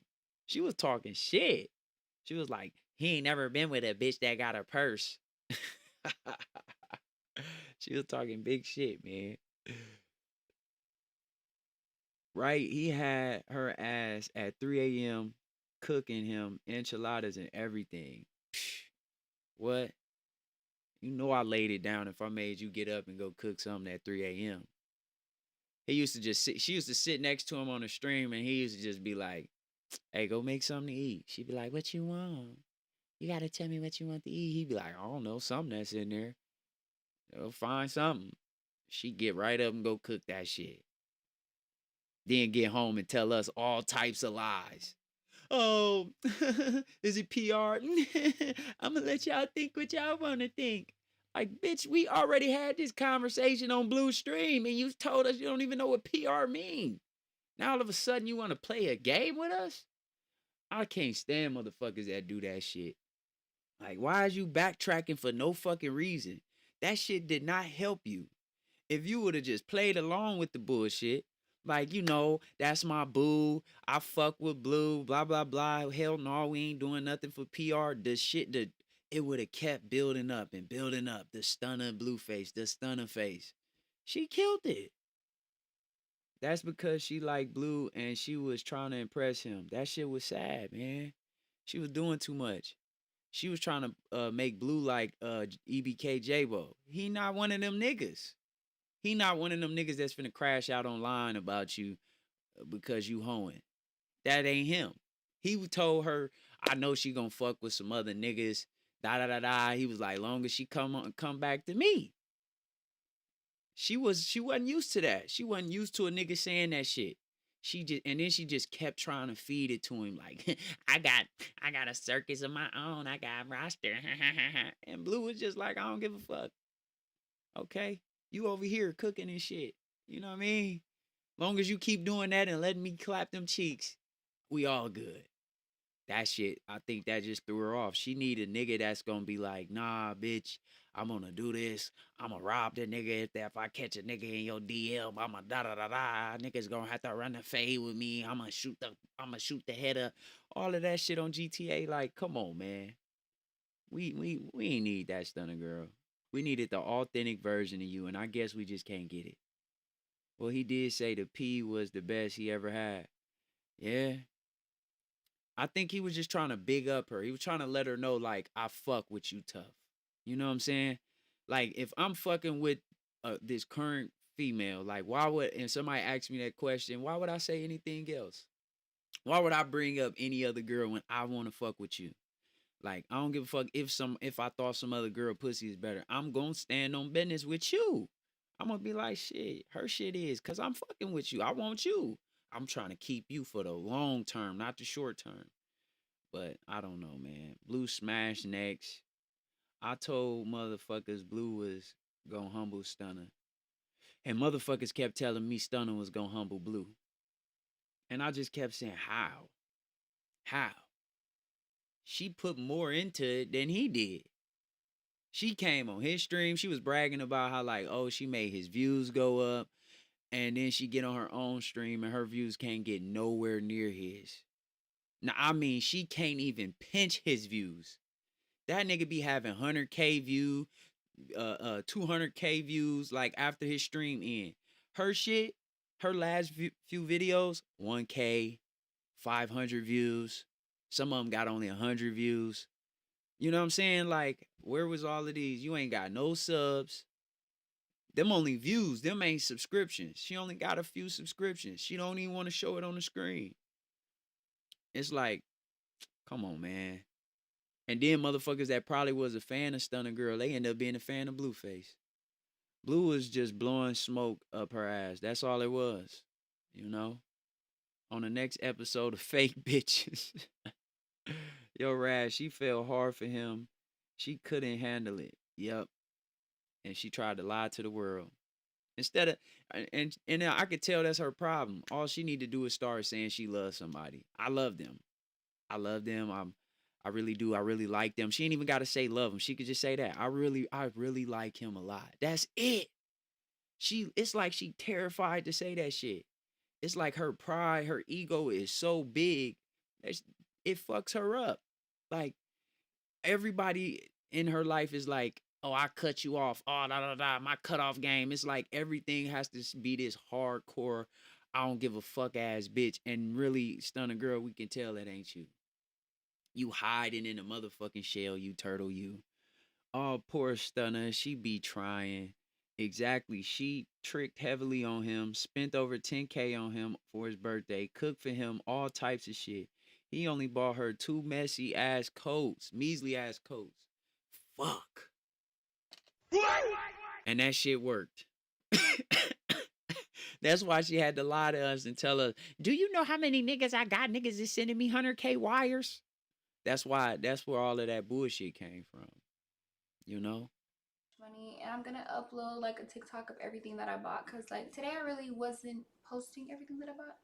I love you too, But Lonnie. I got this fire like Balenciaga bag from it's called like what is it called? A Lay City. Hi, Stinky. Oh. And you notice how when Blueface brought the kids on stream, Stunna Girl started trying to bring a kid on stream. Like, everything they do, they copy Blueface and then they hate on Blueface. I don't get it. Like, man, just give my boy his motherfucking props without the hate. Just be like, yeah, man, I learned this from Blue, man. Shout out to Blue. Give him his props. Like, I don't get it, man. I think it just got a lot to do with, like, every female he fuck with, they just mad they not the only option. If they was the only option, they probably would give him his props. Like, even when he ain't even they only option, he give him props. He be like, yeah, you know, she a good girl, you know, I miss her. He be like, I miss her. That nigga start talking like a baby and shit. It's like, it's crazy, bro. I want to see. Let me think. Let me think. I want to see Stunna Girl do something, Okay, but I'm I guess it asking ain't some gonna questions. happen. Ready? Okay. All right. Ready. What's your favorite color? Blue. Okay. Who's the president of the United States? You. Good job. That nigga said you the president. Fuck, Okay, we'd be fucked if she was the president. Hmm. Yeah, they be trying to destiny What's the swap with secret him. somebody That shit told is you? wicked. They gotta Maybe get you. around him and No, see what's the try secret? skills. Facts. Facts, It's Lonnie. wildlife. Mm-hmm. Yeah. What was the secret? Has somebody told you a secret? Yeah. Has somebody said, can you keep a secret? And what was the secret? About playing video games. What'd you say? What was the secret? And I knew she was copying Blueface when she put her nephew in the bathroom and told him, say any cuss words that you want to. I'm like, now, if can't nobody tell that they copying everything Blueface doing, and then now all of a sudden you going to Miami. What the fuck? I'm just like, bro, what's going on? At this point, y'all need to just go back over to that nigga house and quit playing so y'all can get some clout. So y'all can get back in the mix. Cause if she go back to Blueface house, he could make her back popping again. Guarantee it. We all know Blueface can make her back popping again if she went back. If she popped up at that nigga's stream and he started talking about, I missed you, you know what I'm saying? Did you miss me? And she be like, yeah, I missed you. I ain't gonna lie. We'll all be like, oh, Stunna Girl always miss Blue. That's why she was acting like that. It's going and then they're gonna be able to clip the old videos with the new videos. You know what I'm saying? Like, Stunna Girl was just her. She really liked Blue. You know, it'd be real good for their storyline. But I think Blue should just stay the fuck away. She already showed her colors. Once a evil ass girl like her show you some colors, like she was caught trying to try your manhood and shit, just leave her alone. She was the first girl to go over there and say that she ain't the type of bitch to do that. And then she did it. I'll never forget that shit. She told us, like, going back and getting on the live and talking bad about him. I'm just not that type of bitch to crash out. And then she did it. I'm just like, yo, if they don't see that, Blue has a star quality whether they admit it or not. Blue is a genius and extremely intelligent. He's the man with the plan for show. It's always been him. And they don't they want to they got a problem with trying to go over to him and tell him that, like, oh, pretty much like, I'm better than you, like, oh, I'm not the mother bitches, I'm the prize. Like, just chill, don't even have that conversation with Blue, because then it's gonna end up going left. Just leave. If you think that way, just think that way in your head. Don't tell us, don't tell him, just keep it in your fucking head. You know what I mean? Because the numbers don't lie. The numbers show who the motherfucking prize is. We can't just let everybody run around saying that shit. Numbers don't lie. We didn't watch everybody lie this year, but the numbers ain't lying. Them motherfuckers been adding up, and Blue been running the internet ever since he got to start streaming. He's becoming one of the most entertaining streamers. Ain't nobody fucking with him.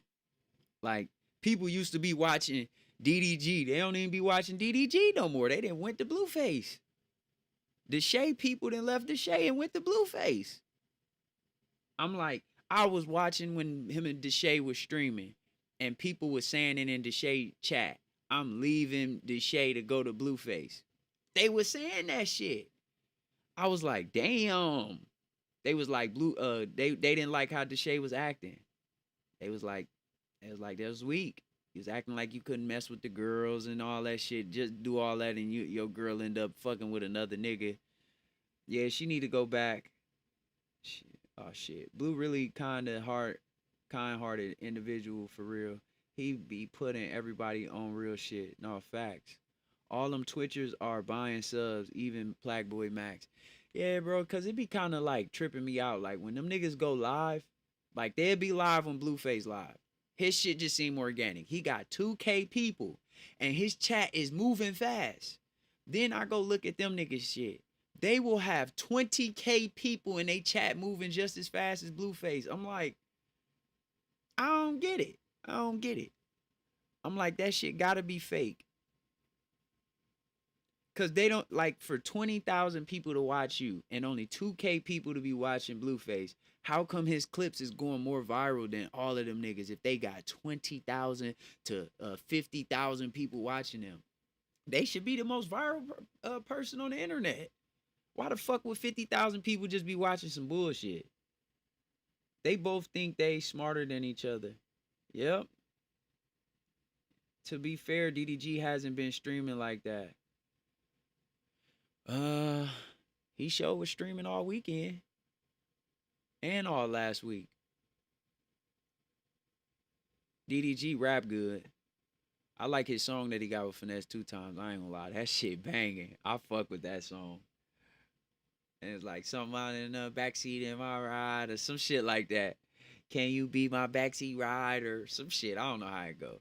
He don't mind helping his people eat, but you gotta listen to him because to other people it may seem like Blue creates chaos, but Blue knows how the internet works. Once you know how the internet works, the net is up. You know what I'm saying? I ain't gonna lie, Blueface is definitely a person to give you some advice. Like he gonna give you straight to it. Like it's up to you if you gonna listen. You know, I be trying to tell people all the time. How many people do you like as big as Blueface and how he know how to maneuver on the internet? Why is it only just him, Carlissa, and his family? You know what I'm saying? Why doesn't nobody else like there's other cousins. There's other people. There you know what I'm saying? Like why don't nobody else listen? They just want your money. They just be like, "Nah, fuck that." No don't nobody want to put in the work. You know, like they want to sit back and watch you work your ass off, stream every fucking day, and then, hey man, let me get a loan. Like nigga, I just told you how to go do the same shit. And then once you start doing some numbers and you start getting some people that like you, man, fuck it, man. Pull up, let's collab. I'm gonna bring you in front of everybody. We gonna get some story. We gonna get some messy shit going, and boom, there it go. Some of them girls come over there, man, and they don't be with the program. Like, man, stick to the program. Stop trying to listen to the comments and try to be the girl that's like, I'm not the other girls. Man, fuck that shit. Be like the other girls because that shit worked. That shit worked. After a while, change your fucking you know what I'm saying? Growth. You know what I mean? Show people your growth and be like, yeah, I'm not that type of person no more. You know what I'm saying? But now you got a hardcore fan base. Like, most of them going over there and they fucking it up. Like Gymnasty, she fucked it up. Whatever her name is. What's the other girl that Deshae used to date? I forgot her name. She fucked it up. Pretty much all of them fucked it up. Except for what's the girl that be singing shit? That was a good stream. Like his first stream that he did with a collab with. You know, the girl with the bald head. I forgot her name though. Kiana, what it do, girl? How you doing? Let me see. Free Brad. Blueface don't mind helping people, and he knows how to work the internet. Facts. He know what he doing. I'm ready to see. I'm ready to see what Blue gonna do next. You know. Even when something bad isn't, you know, like that's one thing I like about Blue. Even when something is bad going on, he still just keep that shit working. Like I don't give a fuck it. Motherfuckers gonna talk shit. Like motherfuckers be talking shit to me. I be like, damn, why y'all talking shit to me, nigga? You don't even fucking know me. I be like, God damn. It be niggas going in my motherfucking bio on YouTube and they be fucking emailing me and talking shit in my email. I be checking my email like, what the fuck? I'm like, who the fuck is this dude? Then one of the dudes that was talking shit got in the chat yesterday. I was gonna call that shit out because he got the same name as his fucking email. This nigga got in the chat yesterday and he was cracking jokes and all types of shit. I just let him ride. Like, this the same nigga that was in my fucking email talking shit to me. Like, he was trying to tell me what I need to do and what I need to stop doing. And, like, why do you do this and why you do that? And da-da-da-da. Like, you shouldn't do this. Like, he was just saying all types of shit. Then that one crazy ass girl got in my motherfucking email. That crazy girl that got into it with Cuba. She get in my email and then try to flip shit on me and tell me that I'm obsessed with her. I'm like, how the fuck does that work? I don't know your fucking email. How the fuck am I obsessed? I don't even know what the fuck that word mean. That's how far I'm not obsessed with you. I don't even know what the fuck that mean. You said you seen him? How you know, bro? You don't even know who I'm talking about. Talking about I seen him. Cuba, I am, but life don't stop. Stunna. You talking about Strawberry? Not Strawberry. Nah. Nah, I forget her damn name. You know the one that got into it with Cuba. Cuba remember her name. You know, man, HT, you know who I'm talking about. Talking about the girl that got that, the girl that started talking about help me. I need help. Help me. And everybody's trying to figure out what the fuck was wrong with her. And she was like, help me. Help me. I can't. Shanice. Yeah, that motherfucker. This motherfucker don't get in my email talking shit, and then like I can't. You know when somebody apologize to you and then they switch their apology like it's like a fake ass apology, like, oh, I want to apologize for my sister because I never said nothing. I'm not it's so I'm not apologizing for myself. I'm apologizing on the behalf of my sister, and because she had a misunderstanding with Cuba. I'm like, Cuba ain't even say nothing. I rewatched that shit and looked at it all. I was like, Cuba ain't say nothing. I'm like, what did she say? Then she said my whole chat. She said the whole chat was dogging her out. I said, what the fuck? I was like, I watched the whole thing. I watched it live and I rewatched it again just to see. Nobody said nothing to her. I just seen people laughing like, damn, people in here talking to themselves. That's all I seen. And then she tried to say I was obsessed with her. I said, what the fuck? How the fuck am I obsessed with you? Then she started talking about like, if I mention her name, she gonna sue me for defamation of character, for trying to tarnish her brand. I was like, what? What brand? Bitch, I didn't even know you had a brand. I don't give a fuck about your brand. Then she started talking about everything for you is gonna start crumbling, falling down. I'm like, what? I'm like, what the fuck I do to your goofy ass? I don't know, bruh. That's why I was like, man, I gotta just stop being too friendly with motherfuckers because they crazy. Some motherfuckers just crazy. She didn't flip the script on me. Cuba is so bad. I am, what it say? What the fuck? Stunner doing weird ass. She didn't cut the lights off. We don't. Why nice? Wait. Don't why. I'm nice, everyone. People take the internet too serious. Yeah, man, that shit was crazy, man. I don't know what the fuck was going on. Bro, that shit was, I don't get it. But welcome to the block list. You know what I'm saying? Welcome to the block party, man. I hope she had fun at the block party. You know what I mean? She probably watching secretly. Man, fuck her. That motherfucker crazy. I appreciate the donations though. I appreciate that, but I don't appreciate you trying to flip shit against me. They better leave my ass alone before I start putting BTA. Now, if Lonnie was on here, I already know she would have been going crazy if she was on that chat. I wouldn't even have been able to stop Lonnie. She would have been like, get your crazy. She would have been, I don't know. She funny as shit. I think niggas get with Stunner and find out she's low key crazy. Oh, hell yeah. Hell yeah. You could tell she's self centered. She's self centered. Like, you know what I'm saying? Like, we supposed to be a team, and she'll start trying to like fool you and be like, I'm the coach. I'm the coach and don't know how to run no motherfucking plays. Like, what type of coach is you, bitch? You don't know what to do. And we out here losing like a motherfucker. You know what I mean? Terrible ass coach.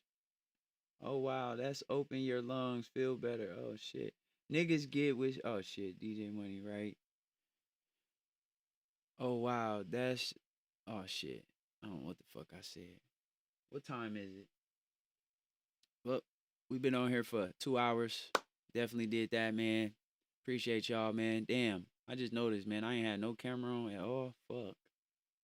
My camera ain't even hooked up. Bruh.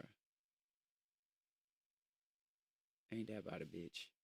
But it's all good. I did a lot of talking over this shit. Kiwi, yes, it was ordered to the Mulan. Stunner gives off extremely insecure. Yeah, I don't know what the hell to help her, honestly. I just believe it's the drugs at this point. Cause it can't be the clout. She really ain't got no more clout. She like holding on by a thread at this point. It's like a real little thin thread. Like she don't got no clout no more. You said, what's Blue doing? She's reading herself a bedtime story. Oh shit, Yana. She take home, man. That shit crazy, man. But y'all, I got a good laugh with y'all today, man. That shit was funny as hell. Where you think you going, Raz? Stay on, stay your ass right there. Use my shit on me. You gonna use my shit on me? What the fuck? Man, I gotta take the dogs outside, man. And I gotta finish my cousin credit repair before he you know how like when you supposed to do something, I'm doing this for free for him. I'm fixing his credit for free. And you know how like when you do some shit free for somebody, like they keep having dry ass conversations with you, like they really just want to check to see if you done or like what's the status instead of just asking me like what's the status. He want to just keep on like he have these dry ass conversations like what's up, cuz? I'm like what up, and he'd be like none. I'm like fuck, nigga, nothing. Fuck you hit me up for to say nothing. I can't stand people who send text killers. You know what I'm saying? What is that called? Conversation killers in GTA. I can't stand when people send me those. Like, why would you text me to tell me none? You know when they put N-U-N. Like after asking me like what you doing today, man, I put a whole bunch of shit like, man, I'm about to do this, do that, da da da da. Then shit, I'm gonna be free around like 8. What you doing? None. Man, don't fucking text me. I don't like texting because of that. I'm not a fucking conversation killer in no fucking aspect of my life. Unless I just don't like your ass. If I'm a conversation killer, I don't like you. I don't like you. That's it. Cause most of the times, even when some people be saying I'm mad or something, it take me a lot to get mad. I tell you, if I get mad, either I'm going to jail or I'm going to hell. That's how serious it got to be for me to get mad. Like, I don't be mad. Like, what the fuck? Like, life ain't like that. Life is great. I'm blessed. I don't have to do a lot of things a lot of other people do. I'm blessed, man. You know what I'm saying? I got a fire ass chat. I have some of the best people that ever come here. Y'all the motherfucking family. The motherfucking, I gotta come up with a name, but it gotta be like bonded, like the fucking, the fucking, the fucking chat. Y'all the fucking chat. I don't know, man. I hate this kind of text. Call me. Oh my gosh. Oh, that shit pissed me off, man. I got one like that today from my cousin who just got out of jail. I gave him the benefit of the doubt because he just got out of jail. That's probably like how he's still wired because he used to have a jail phone. But he texted me and was like, "Hey, call me."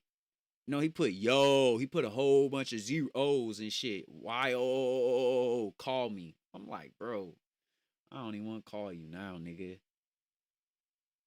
The fucking chat is crazy. You know what I'm saying? The fucking chat. I think I fuck with that, man. Y'all the fucking chat. Ain't nobody fucking with y'all. Y'all the fucking best. Y'all fucking blessed. Y'all getting fucking money. Y'all the fucking chat. Fuck you mean, man? Y'all fucking stand on business. Y'all fuck somebody up. Y'all got all the fucking jokes. Y'all the fucking chat. You feel me? You gotta have a whole dialogue with it, man. Y'all the fucking chat in my eyes. What is Stunna After Dark? Man, that shit right now is just kind of playing. I noticed that Stunna be going through a lot of different size changes. Like her arms get big, they get skinny. I think Stunna be in the house starving. You know what I'm saying? She be doing she do fast just because people in the chat be calling her fat and shit. They be like, look at you, your face getting big, all your arms. Stunna, y'all make Stunna starve and shit. The rascals. The rascals? Bro, I'm not fucking with that. We the best? We the best? We the best. Nah, that's not it. That ain't it. That sound like DJ Khaled. I guarantee her whole chat sleeping. Man, she got some delusional fans. I mean, believe it or not. Like, if I pull up her chat right now, she got some delusional ass fans. They love her. Let's see. Stunner Girl Media is rude coming with. People forget you have her feelings. They think you're evil or something. They love her. Her chat love her, bro. That's when I knew. I said, okay. Because even when I post this video, it's going to be some Stunna Girl fans that get in the video and they probably going to be mad at me. They going to be mad at me and y'all the one who was cracking all the fucking jokes. Y'all the one that I ain't do nothing but laugh. They going to be like, oh, Raz, why you even post her content? Blah, blah, blah, blah. If you just going to talk shit about her the whole time. Like, they gonna take out what y'all said and take it out on me. You know what I'm saying? I already know. I see it coming. I see it loading already. They gonna be like, why would you? Every time, even when I said like, oh, she got a big head, they was mad at me. They was mad that I said she had a big head. So I don't know, man. I don't know. Check your account, Raz. Kiana, you and motherfucking Cuba. What? You know what? I'ma just thank God because Kiana and Cuba, man, y'all just like y'all like I don't even like surprises, but y'all surprise me like all the time. Like I'm not the type of person who like Christmas gifts. I don't like gifts at all. I don't like nobody surprising me. But y'all didn't just force me. Y'all didn't force me to like a fucking surprise. I'm like, I'm a only way I'm gonna celebrate Christmas is if I have kids and my wife, girlfriend, baby mom, whatever you want to call her.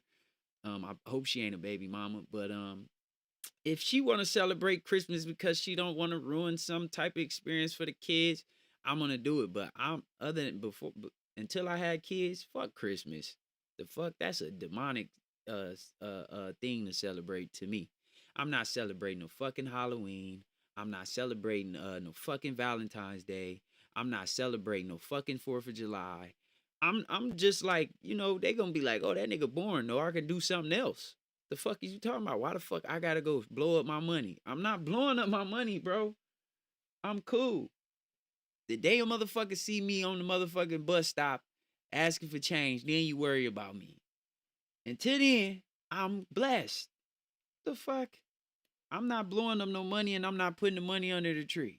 I'm not doing that. Sorry. Nope. Especially when I did the research on where a Christmas tree came from. Y'all ever did y'all research on that shit? Brash, you ain't got no kids. Hell no, I ain't got no kids. I ain't got no kids. No, got none of them little babies. Hell no. If I had some kids, man, they'd be on. I'll be making kid content. I ain't gonna lie to you. I'll be at the park teaching my kid how to tackle other little kids, like rack that nigga up. If I had my son in every sport, my daughter in every sport. She going to wrestle, nigga. She going to boxing. She gonna try everything. She gonna try everything. Even if she say she don't like it, fuck it. We ain't gonna do it. But I'm gonna have my kids to the point where like at least try the shit before you say you don't like the shit. Okay, just try it. Try it for daddy.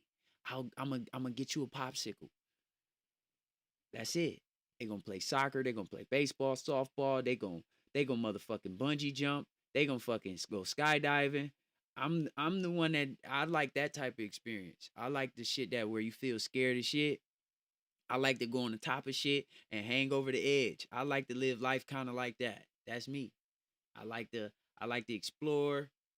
I like to go camping. I like to go fishing, even though I don't know how to fish. You know what I'm saying? That's me. That's me.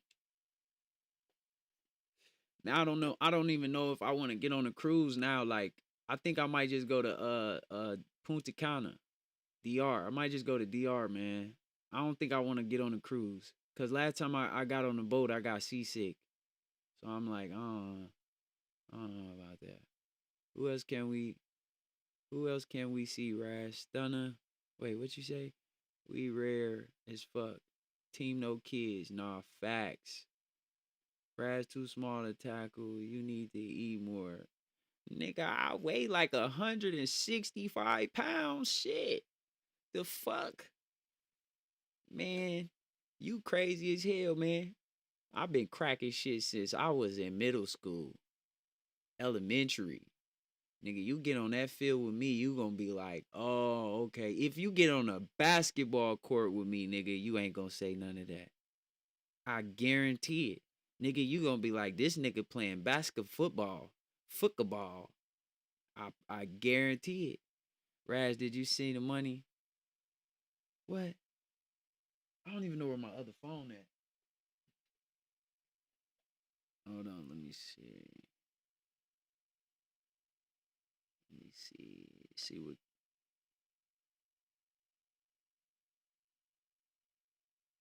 Kiana. Kiana, do you want me to bite you on your neck? What you want? I really appreciate you, Kiana, man. Shout out to fucking Kiana with the fucking donation, man. Stand up. Stand the fuck up right now, Kiana, and shake that ass. You know what I'm saying? Shake some cake for your boy right now. Go on, make it clap, girl. Make it clap. Go on, make it clap. Go on, make it clap. I appreciate you so much, man. I appreciate it. I appreciate you and Cuba, man. Y'all ain't have to, man. I ain't never asked nobody for no money in a day of my life, and y'all just, I really appreciate that shit, man. Okay, I'm lying. I have asked somebody for some money before. I ain't asked nobody for no money since I was 20 years old. I asked my dad for $27 for some gas because I was starting a business. I was like, I ain't want to ask nobody for nothing else. I ain't had no money to eat, nothing. I was like, man, just run that $27, nigga. I'm going to make it happen. Keep it cracking, never slacking. Fuck you mean I'm going to make it happen? You dig? That's how it was coming, man. They rich as fuck, man. You know, they blessed, you know. And they blessing others, man. The more you give, the more you get. That shit don't never change in life, you know. I really respect that, man, because, you know, it's motivation and it's love, you know. You be good to other people and people be even better to you, you know what I'm saying? And then you just keep it full circle. But I already know though, man. And then, you know what I'm saying? I gotta finish. As soon as I finish my lawsuit, man, I just can't wait to be done with this shit, man. It just seemed like they just keep giving me more appointments and oh my gosh, I'm so tired of this shit. I started this shit in August. Y'all ever went through a lawsuit? That shit take forever, don't it? I'm gonna start sending you something, Raz. What's your cash app? Man.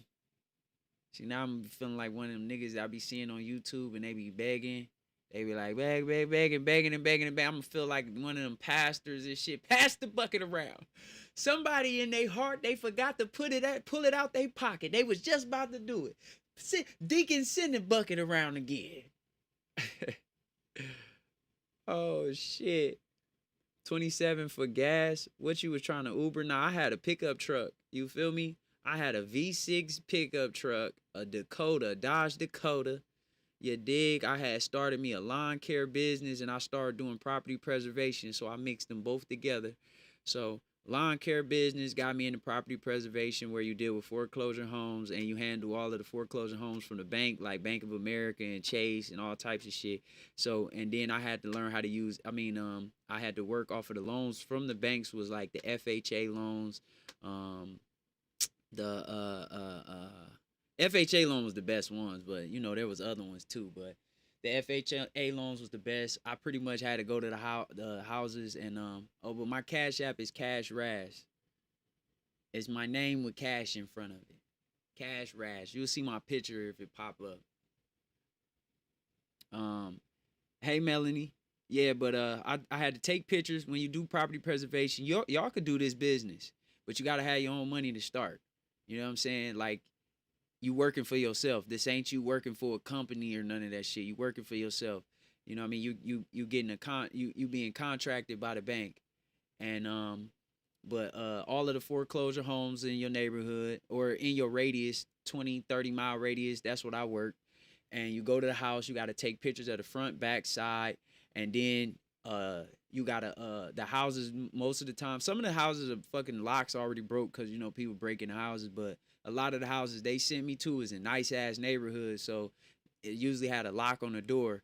So you gotta learn how to do locksmith work, or you gotta know how to you gotta call a locksmith to come out and you know change the locks or open the door for you. But who the fuck was finna do that with $27? Yeah.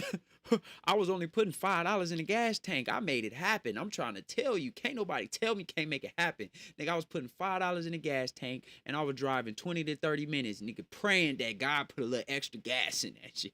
God did it too.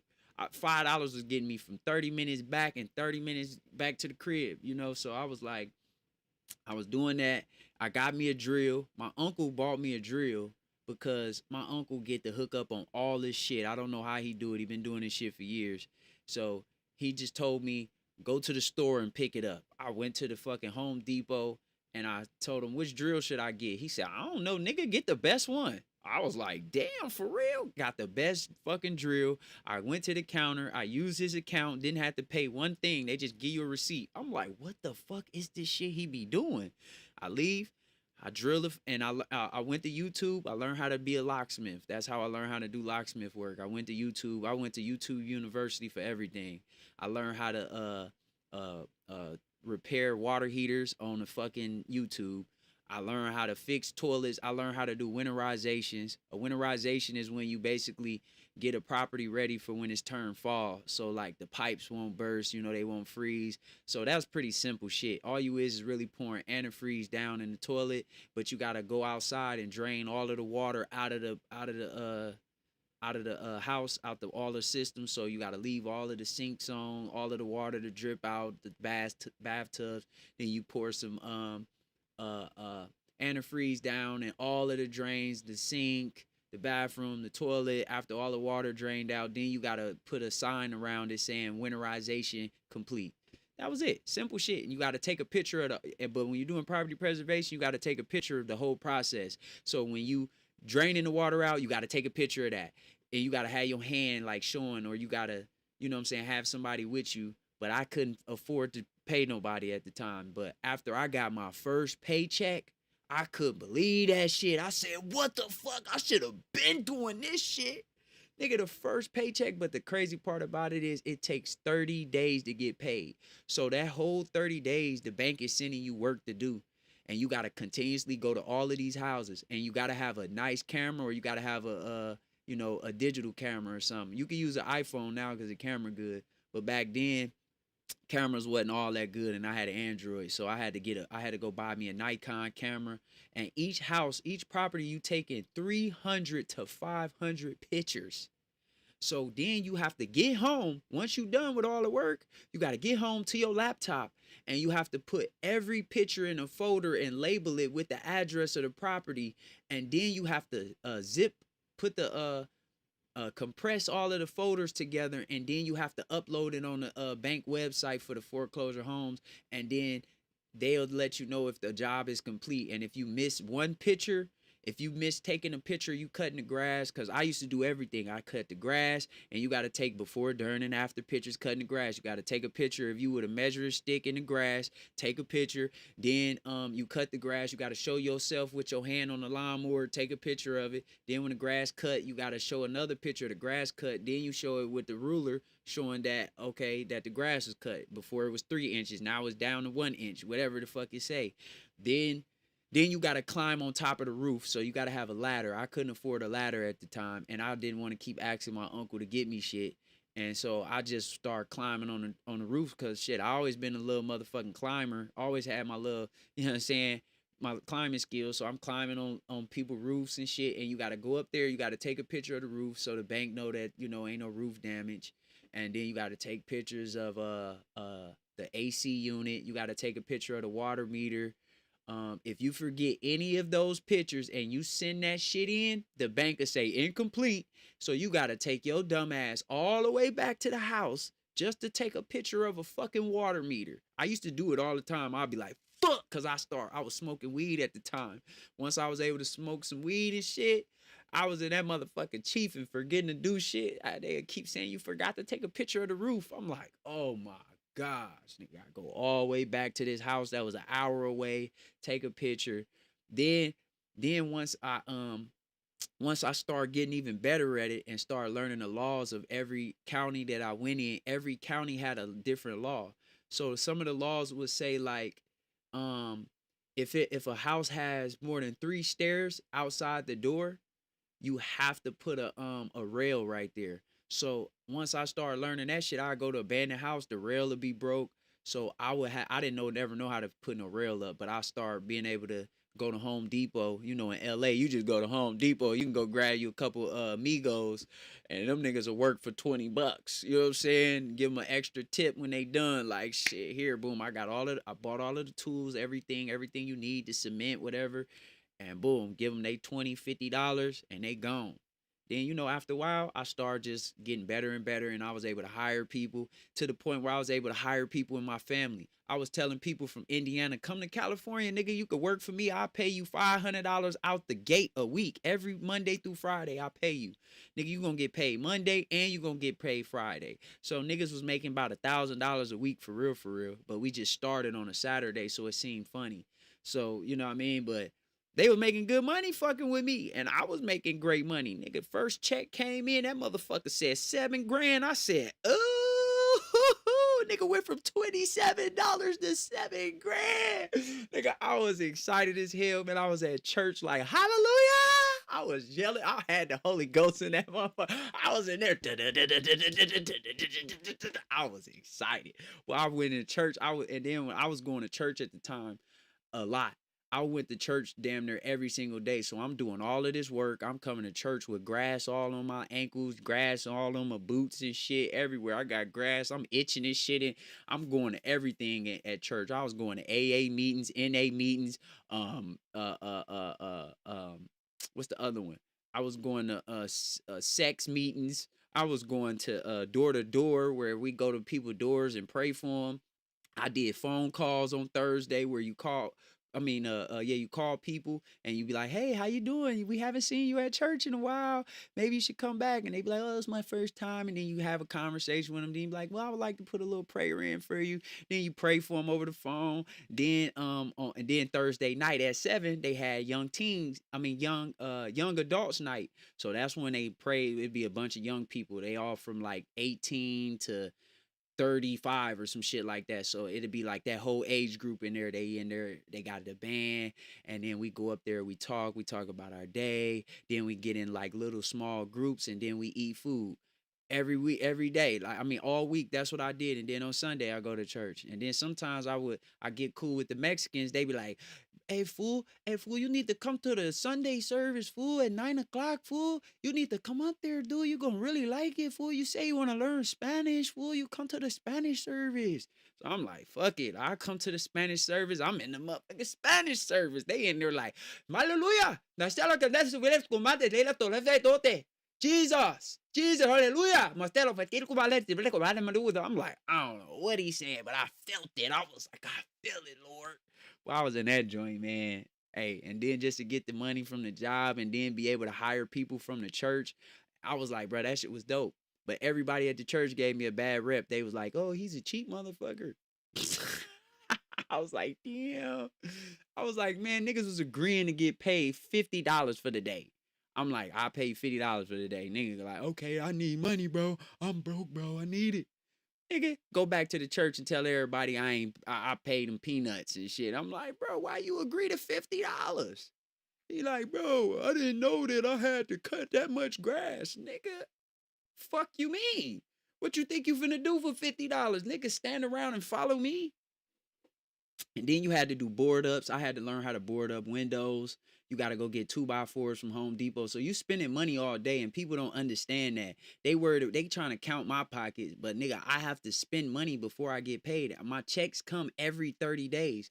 But after you get paid that 30 days, your checks just start coming every fucking day. You might get a check on Monday. You might get another check on Wednesday. You might get another check on Saturday. You be like, damn, checks just coming in the mail like a motherfucker. I was loving the check. You know when you love to check the mailbox, nigga, I was like a crackhead. Nigga, I'm running to the mailbox like, oh, a check, bet. When the check went nothing in that mailbox, I'm chasing the mailman down. Like, did you come to 3587 yet? You ain't got there yet? Okay. You think I could get the mail yet? I was a crackhead for the mail. I was like, what, nigga, run that shit, nigga. I need this is a fat check. Then they did me wrong with the job, man. Cause when I got put on with the job, they make you do this meeting with all of the people from the bank, like you there with the CEOs and shit, and they make you meet at an abandoned house, and they be like, they make you perform work. So like when I sent my resume in, I lied on that motherfucker. I ain't gonna lie, God forgive me. I lied like a motherfucker. They was like, "What's your experience with property preservation?" Nigga, I said 6 years. They like, "Where are the places you did it at, nigga?" Like 3 other states. You feel me? I'm lying like a motherfucker. They like, "Can you do this?" They was like, "You know how to do a winterization?" Hell yeah. They was like, "You know how to do board ups?" Hell yeah. "You know how to be a locksmith?" Hell yeah, nigga. Then they was like, "You know how to cut grass?" I was confident with that. I'm like, nigga, who don't know how to cut grass? Nigga, oh my mama, that's easy. I'm like, but then when they got us in there, they randomly was picking people like, "Can you perform this job for us?" And every time they start going to a job, you know what I did? I kept lying, talking about, "I need to use the bathroom." I get on YouTube. I lied, the fuck you do this shit. I'll watch the video real quick and be like, "Oh, okay, I could do that. That's easy." And shit, I was fucking up still, even after watching the YouTube video. But I just kept making excuses like, "Well, because when I did it in Atlanta, they did it a little bit different." And they would just be like, "Oh, okay, I heard about that." Niggas lying and shit. Shit work, man. I'm telling you, man. If you don't know about property preservation and you trying to start you a business and you want to make you some good ass money, trust me. Go learn about property preservation and then come back to me and pop your shit and be like, "Bro, I think I'm finna start doing that." Wait till how much money you see a person that do property preservation make a year. They make a $500,000 to millions a year. The minimum is like 100 grand a year. Y'all better go get that money. And you work for yourself. You do your own hours. Then once you make your own money, you hire a crew. You just put an ad up on Craigslist and be like, "I need somebody," and then you train them just like they train. I mean, you learn how to do the shit. You just train them like, "Look, you need to do this, all the shit I just told y'all you got to do on the job." You tell them to do that. That's it. And then you just pop up at the house and be like, and come check out, see what they doing. I felt like that nigga popping up to them houses. They used to be like, "There go the boss, man." I'm hopping out, nigga. I hired niggas way older than me and shit. I'm like, "Yeah, what's up, what's up, what's up?" I'm giving niggas money early so they can go get some lunch. That shit feel good, boy. I'm telling you, go tap in on that shit. Tap in. I stopped doing it because I did some fuck shit, but I ain't gonna talk about it on camera. Feel me? I feel like that shit can still get you fucked up. You feel me? And I kind of ran into some shit. And then one day I cut some grass at this house in Compton, and I didn't know that they had this shit like in abandoned houses. I still don't know what it's called to the day. Maybe somebody know when you cut the grass, the it's like these little bugs. They get stuck on you and they make you itch.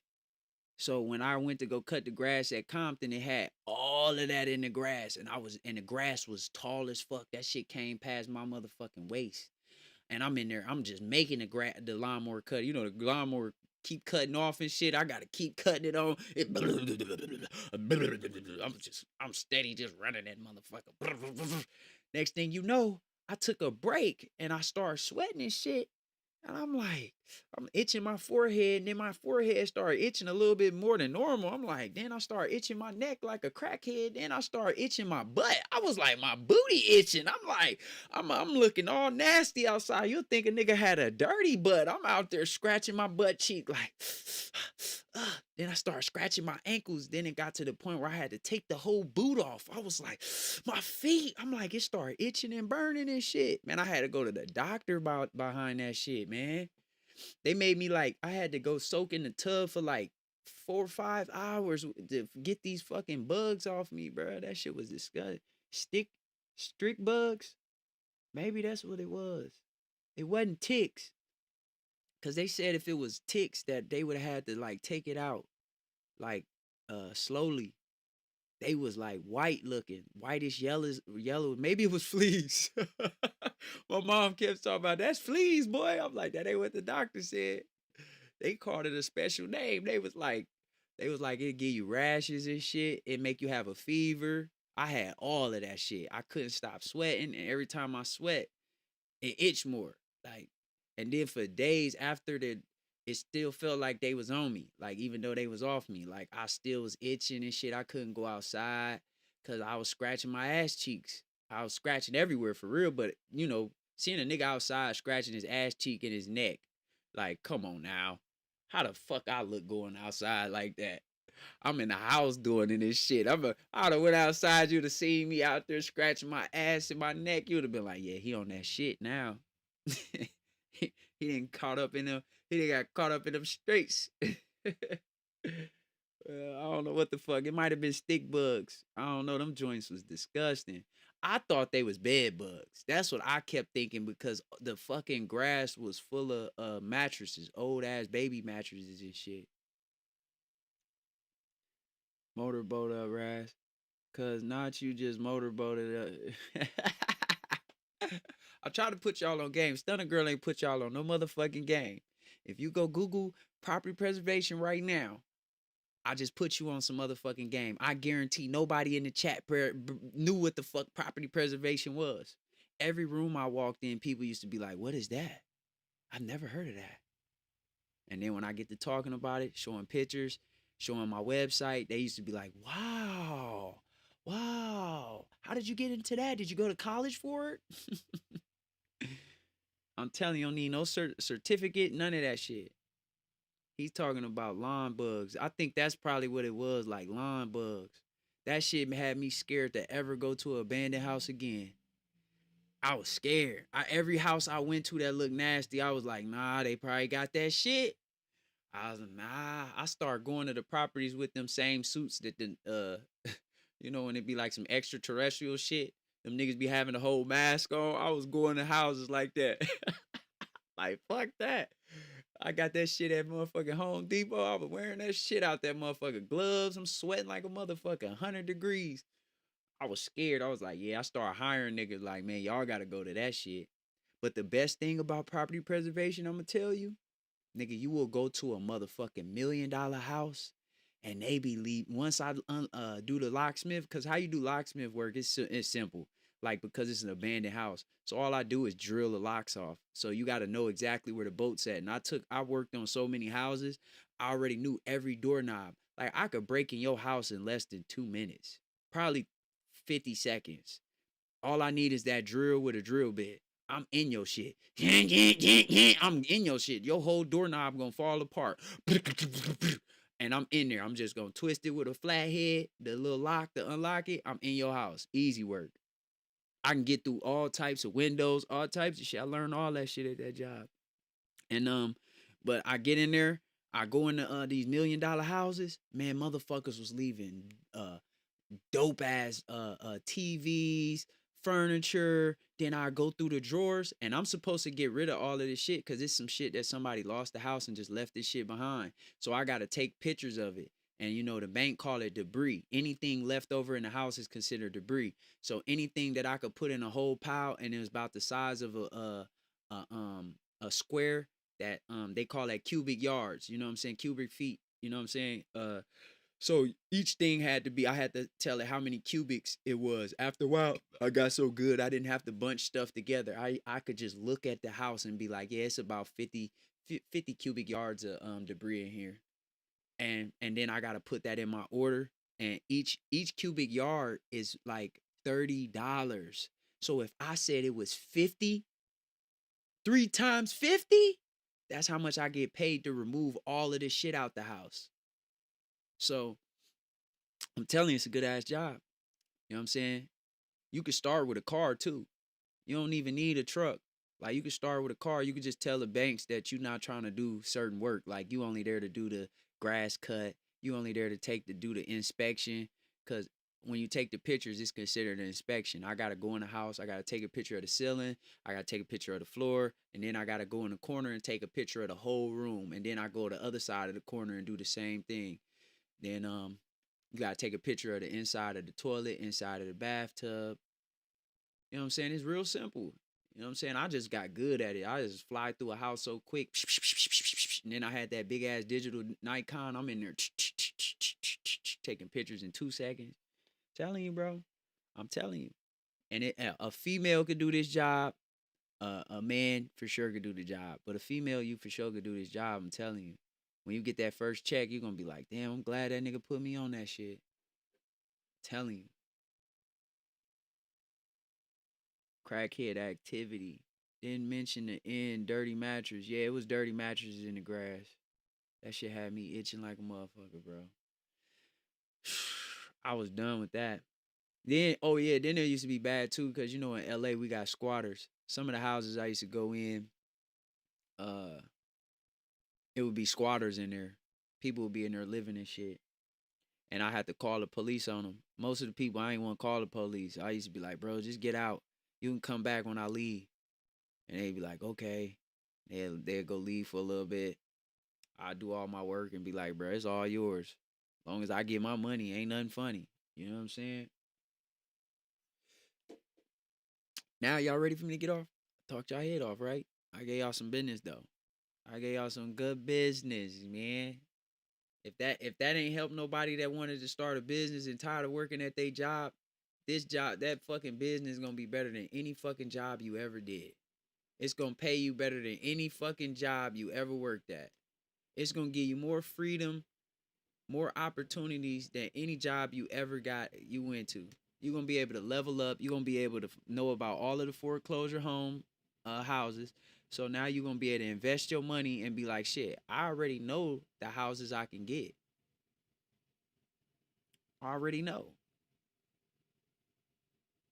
I was there, man. Let me see. Hold up.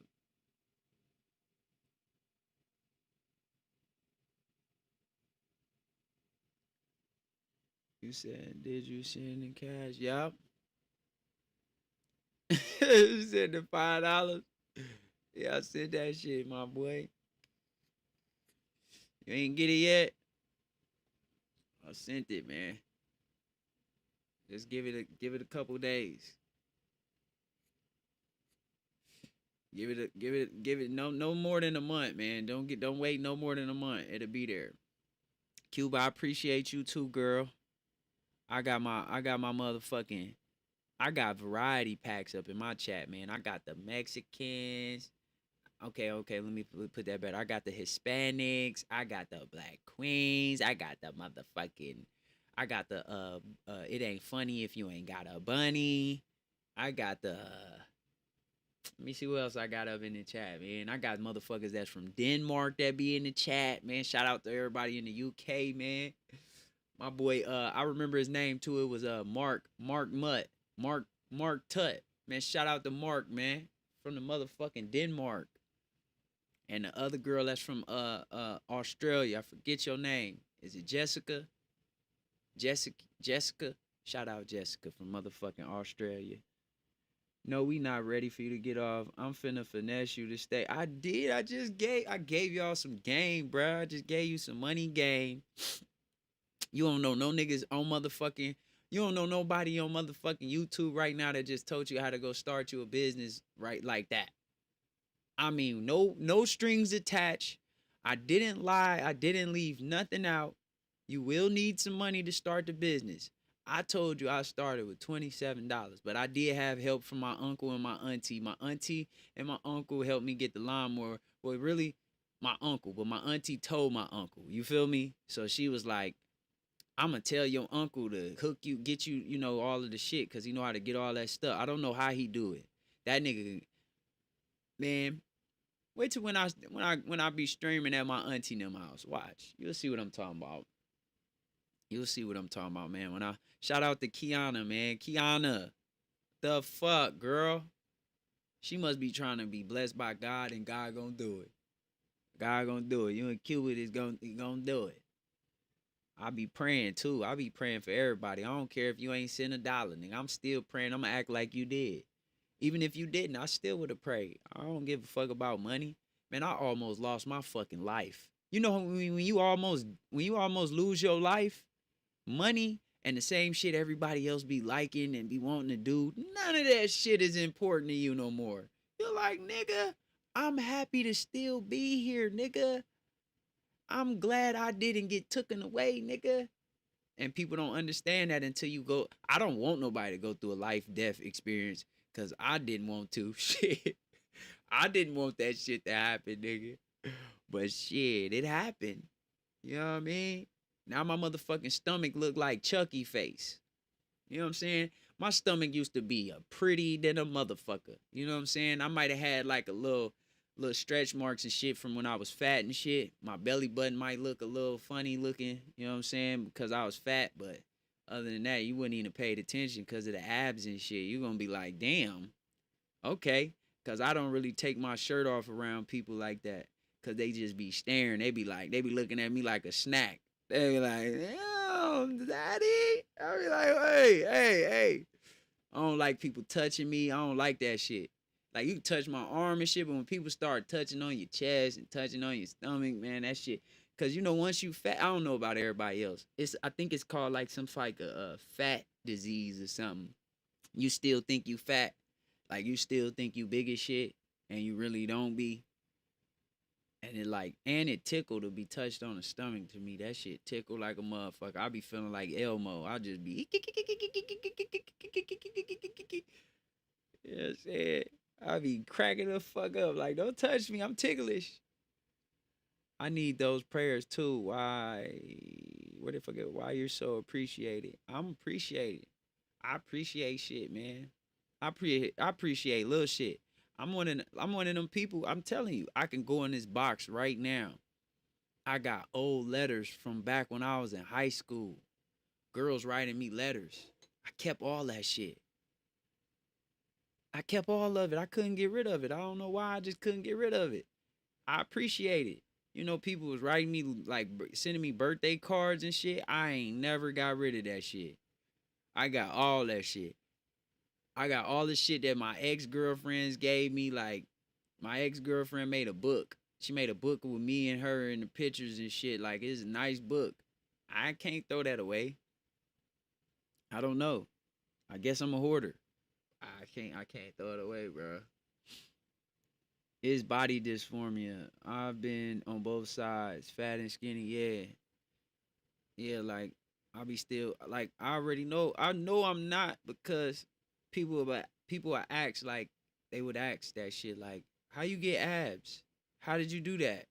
And then I'd be like, oh, I used to be fat. I used to weigh like 220 pounds. Nobody believe it. They'd be like, hell no. You ain't never worried that much. I'm like, shit. All right. Believe what you want. I'll show you a picture. As soon as I show the picture, they be like, damn, you was big. I try to tell you. I was still one of them motherfucking fly fat niggas though. You know when it seemed like when I was fat, I always had to get fly. Like, you know what I'm saying? Cause you fat. It's like shit, I gotta stay fly. Like what else they fucking looking at? Titties, stomach rolls and shit. Like you gotta look at the outfit or something. Like I gotta take your eyes off the fat. You gotta look at the shoes. You see the kicks? The shit, hey, on me. Once all that happened, but I really don't look at shit the same after I got stabbed though. That nigga got me good. Shout out to Chris Stokes. Hey, one time I met Chris Stokes. I mean, I didn't meet Chris Stokes. Y'all know when Chris Stokes did that shit to B2K them, right? You know what I'm talking about? You have such a positive energy. Valerian, Valerian. Appreciate you. You do too, cause you notice it take one to know one. Stunna is a narcissist. No, you just remind me of Krishan trying to say that word yesterday. Boy, that shit had me cracking up. Her ass said Blueface is such a narcissist. She better not ever use that word again. She don't even know how to pronounce it. You can't use a word when you don't know how to pronounce it. You got stabbed. You got to tell us the story. Man, I don't feel like telling that story, man. I got stabbed on Hollywood Boulevard, though. And the crazy part about it is I got stabbed right across the street from where my dad friend got stabbed, but he died. I remember looking dead over there like, damn, the Irish pub. I was like, that's where my dad friend died at. I was like, that's crazy. I'm about to die across the street. That was crazy, though. All that blood I had. And look, you know what's one of the most memorable things about that day? I had this nice ass hoodie on. I love this hoodie that I had. It was a hoodie of Nipsey Hussle and Tupac. And they was like in heaven and they was shaking hands. Like, I love that hoodie. And the nigga shanked the shit out that motherfucker. He shanked up Tupac and Nipsey. I said, damn, when I looked at the hoodie, I was like, I really wasn't like really all the way there, but I noticed that. I was like, damn, this nigga stabbed Pac and Nipsey. I said, this motherfucker got me good. And then just looking at my shorts was just, you know how like when you jump in the water and you got on like some cotton shorts and you know all of the water be held in your shorts and your shorts feel heavy. That's how my shorts felt, but with blood.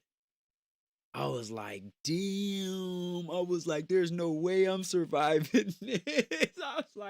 I was sitting there like, nah. I was sitting on the curb. I tried to get up and run.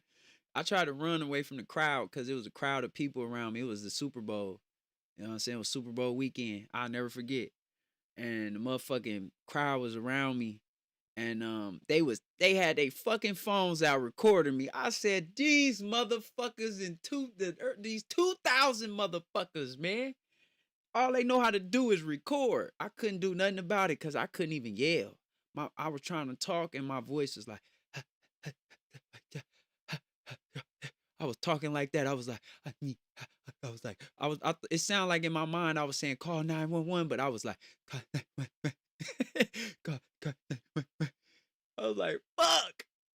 And then that's when I made it over to the motherfucking Scientology building, and that's who fucking saved me.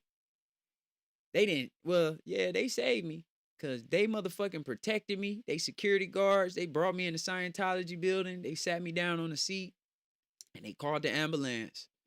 And the ambulance got there fast. As soon as them niggas called, the ambulance came. I said, damn, that was fast. And then when I got in the ambulance, I was talking to the people in the ambulance. I was like, I was able to talk a little bit better. I was like, I start being like almost like I was joking because in my mind I said, ain't no way I'm surviving this. And I kept asking the dude in the fucking ambulance. I'm like, bro, am I gonna survive? And this nigga was just looking at the wall. I'm like, you bitch ass nigga. You could at least say, how you doing? Nigga wouldn't say nothing to me like he had an attitude that I was asking him, you think I'm gonna make it? I was like, you think I'm gonna make it? Nigga wouldn't say nothing. But people told me the ambulance ain't supposed to say that or something. But that nigga was acting like he didn't even like me. I'm like, what the fuck you saving me for then, nigga? Then it was so crazy. It was like a movie. The way they put me on that damn thing. You know how like when all of them doctors come out and they pushing the little thing, they like on the wheels, the bed on the wheels, they pushing that shit and they throw me on that motherfucker. They lift me up by my legs and my arms. They threw me on that mug and they was like, coming through. They was yelling in an emergency thing. They was like, coming through, emergency, surgery. That's what they was saying. Surgery. And I was just going down the hallway and I couldn't stop asking none of the fucking doctors. It was a bunch of doctors. They all had the doctor coats on. I was like, y'all think I'm gonna make it? None of them would say nothing. And then one dude said, bro, we don't know until we open you up. I was like, y'all gotta open me up. Oh, fuck no, I'm not making it. I'm not making it, nigga. And then they kept on saying, we gotta inject you. You gotta give us the okay to inject you whatever the fuck that shit is, morphine or whatever the fuck that shit is. They said it was stronger than morphine. I don't know what the fuck that is, but they was like, you gotta give us the okay. And I said, I ain't giving y'all the okay until y'all tell me I'm gonna make it. And the dude said, if you don't take this, you probably not gonna make it. Cause we ain't gonna be able to do no surgery on you. And then I asked this dude, it was only one dude that was looking me in my eyes. Everybody else had them little masks over their face and they was picking up utensils and shit and you know, prepping tables and shit. I looked at the dude looking at me in my eyes. I said, bro, can you do me a favor? And he said, what? I got you. I said, can you call my mama and tell her I love her? That nigga said, what's her number? Nigga pulled out his own phone. He said, what's her number? I'm gonna call her now. I was like, gave him her number and he called her and shit. I said, okay. He came back and he said, I let her know. And he said, and at that time they had already injected me with that shit and I was going out. It just felt like I was dying. I was like, damn, is this the medication or am I out of here? I was like, oh, it felt like I was going in a sinkhole. Then when I woke up, My dad was next to me. I was like, what the fuck? I thought that was a dream. Then I tried to move and I said, ah, shit. And then I kept telling my dad, I said, Dad, I gotta pee. I gotta pee. He said, shit, I think they got that damn thing in your dick. Just pee. I said, what thing in my dick? He said, shit, I don't know what the fuck that shit called. They said they put that thing in your dick. And then I went to go touch my dick and I was like, what the fuck is that? And then I kept trying to pee. I was like, how am I supposed to pee in it? He said, shit, nigga, just pee. I was trying, but I couldn't push nothing because my stomach hurted so bad. I couldn't put no pressure to push. I was like, fuck, I can't pee. And I had to piss so fucking bad. And then I kept telling the doctor, I said, I need to pee, I need to pee, I need to pee, I need to pee. And she said, get him some more medication. They hit me with that shit again. I fell back out. Bam. And when I woke up the second time, my mom was there. I said, Mom, how you get here? She said, when they called me, I booked the flight and I came. I said, damn, my mama got here quick as fuck. I said, she got there like she stayed down the street. I was like, that was crazy. Then I woke up again. Everybody was in the room. My auntie, my uncle. They all kept asking me, do you want to eat? You want to eat? I was like, I can't eat. I can't eat. I was like, what's wrong with my stomach? I ain't gonna be able to eat. And then when I lift my shirt up to look at my stomach, I was like, I just started crying. I said, no fucking way. That shit looked like Chucky when he got the stitches on his face. I was like, oh, nah, man. I was like, my stomach gonna be ugly forever. That's how I felt. I felt crazy. That shit looked like Michael Jackson jacket with all them zippers. Yeah, but it's all good now, man. I made it, though. I made it through. You know what I'm saying? I was able to pee in that thing like shit a day later. I had to hold my piss forever. I don't know. Nigga was like Michael Myers. He was Michael Myers ass motherfucker. I don't know. I don't got no beefs. I don't got no beefs with nobody. Nigga was Michael Myers. Michael Myers got me, man. It was like the movie. On Hollywood Boulevard. And the cold part about it was the police never came back to talk to me. I was like, they don't give a fuck. I said, now, if I would have did this to somebody, they would have been at my motherfucking door. We got you on camera. You're under arrest. Like, they didn't give a fuck. I kept saying, when the police gonna come back, man? Like, they don't know nothing. And then my dad and my little cousin, they said they went and talked to the police at the police station, and they showed them the video, and all on the video, all you see is me trying to run with one shoe on. I was like, damn. I was like, so I don't got my other shoe? I was worried about my Yeezys. I had a little, the Yeezy slides. I was like, man, where my other Yeezy at? They was like, you only came with one. I was like, fuck. Then I said, what happened to my Nipsey Hussle sweater? They was like, they threw all that away. They had to cut it open when you went to surgery. I was like, what the fuck? They was like, yeah, they cut all your clothes up. I was like, that's crazy. We're so glad God protected you, Rass. That was none but God. That wasn't none but God, man. I was just sitting there like, damn, bruh. I was like, that's one of the moments where you keep asking, why me? Why me? You know what I'm saying? You just keep asking yourself that, why me? Out of all the people in Hollywood, why me that night?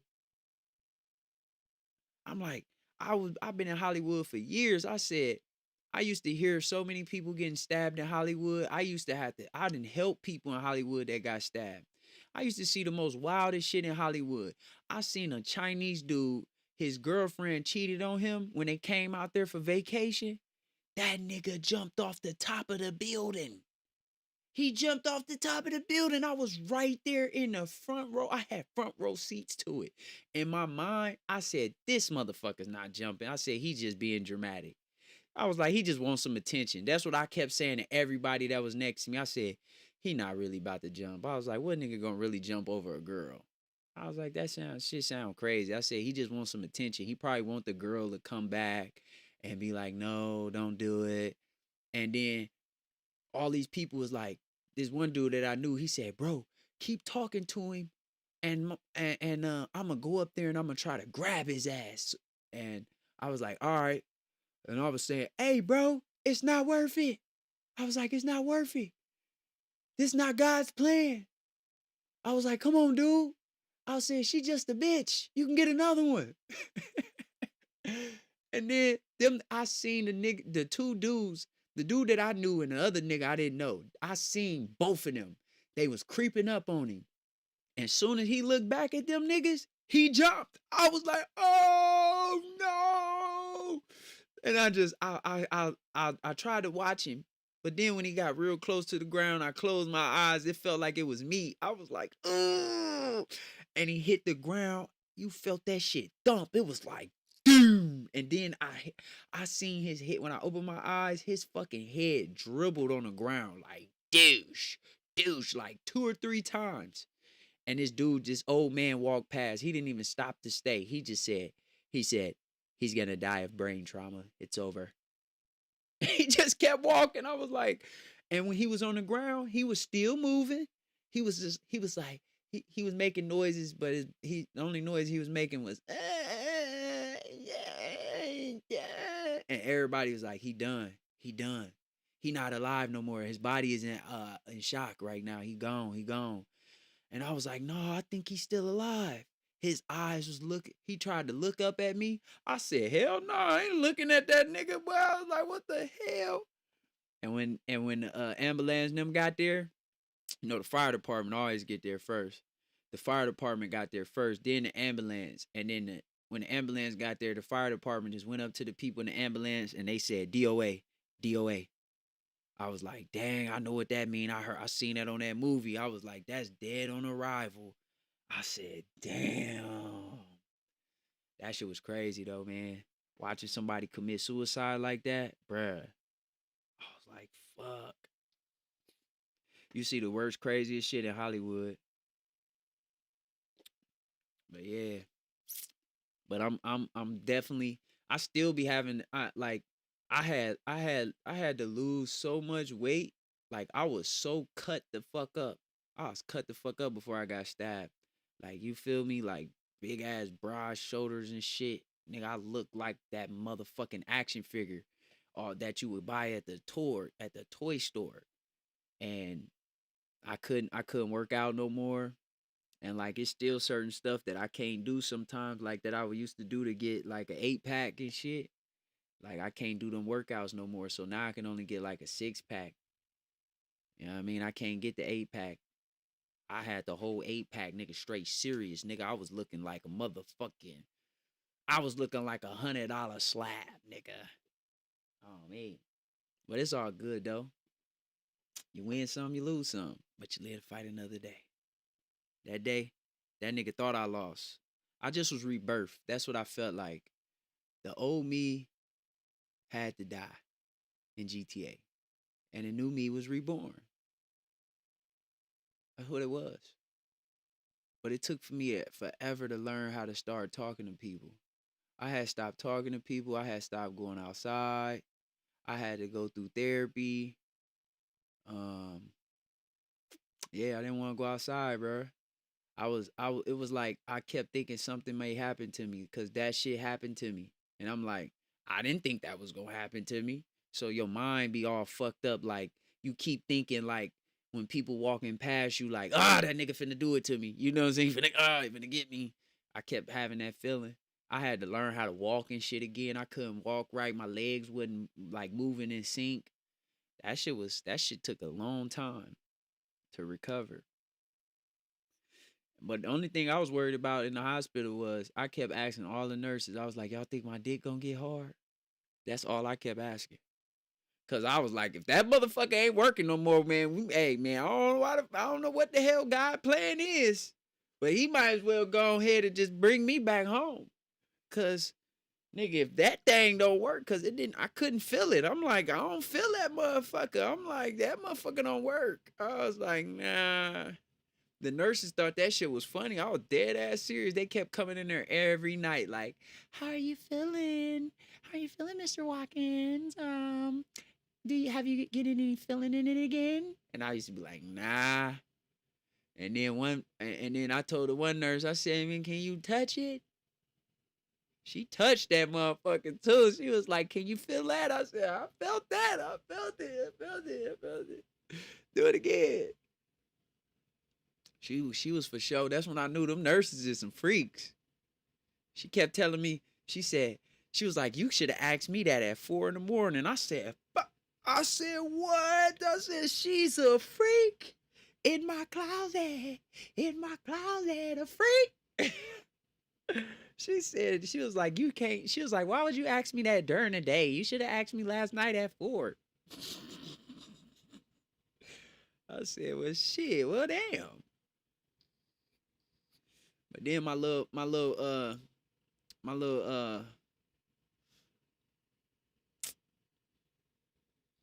you know what I'm saying, she came through and she kept on feeling on it all night and it just wasn't getting hard. I was like, "Yeah, that thing don't work, man." I was like, "Man, this ain't it, man." I said, "When they give me them oxys to take, I think I might just eat them all. If that motherfucker don't start working by next week, I'ma just take all the oxy pills. I'ma just in GTA, I'ma just I'm out of here." Then they put me on the oxys. I got addicted to the oxys, and then I motherfucking had the withdrawals from not having no more of the oxys. When they said no more oxys, I was addicted. I mean, I had withdrawals. I was sick. My stomach was hurting. I was in pain. That was just the worst shit ever. I'm like, why the fuck would they give you something and then just snatch it away from you and know you're gonna get sick? That was stupid as shit, bruh. Raz Ray J got a new stream on Rainbow. Too bad I can't stream an app. I can only look at clips. Yeah, man, that shit was bad though. But we here though, man. Yo, Raz, the last time when I was in the hospital, I woke up my girlfriend on one side and my other girlfriend on the other side. Stupid shit.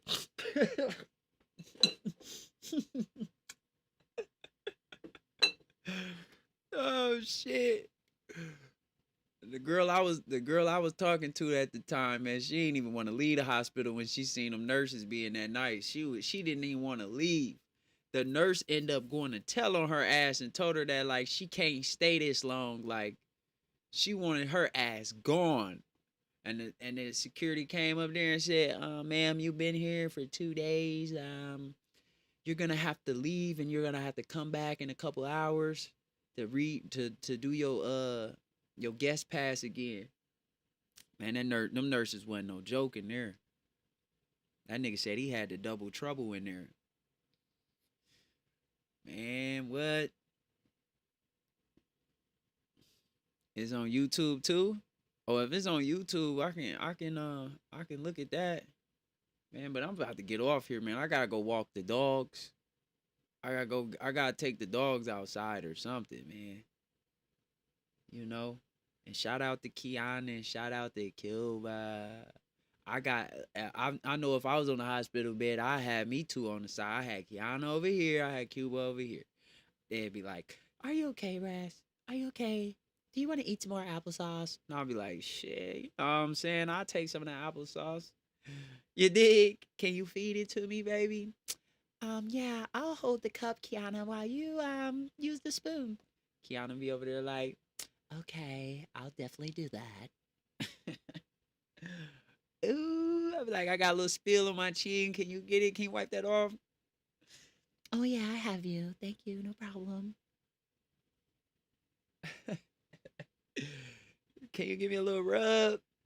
"Oh yeah, for sure. I'll give you a rub."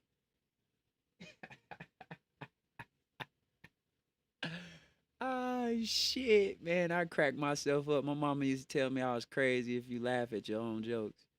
So I must have been crazy or something. I must have been crazy in love. Let me see. You said Ray J show. Last time Ray J started a fucking show, my mother dropped a dime on me. I was so mad. Oh yeah, she snitching. That's some shit my auntie would have did. My auntie is deep in church. She don't play that. She snitching. She gonna be like, this is not this. No, this is not what God intended to have two girlfriends. Do you know? Do you know he had another girl over here yesterday? Auntie crazy like that. I be like, damn, you just gonna do me like that? My auntie snitching. Let me see, Ray J.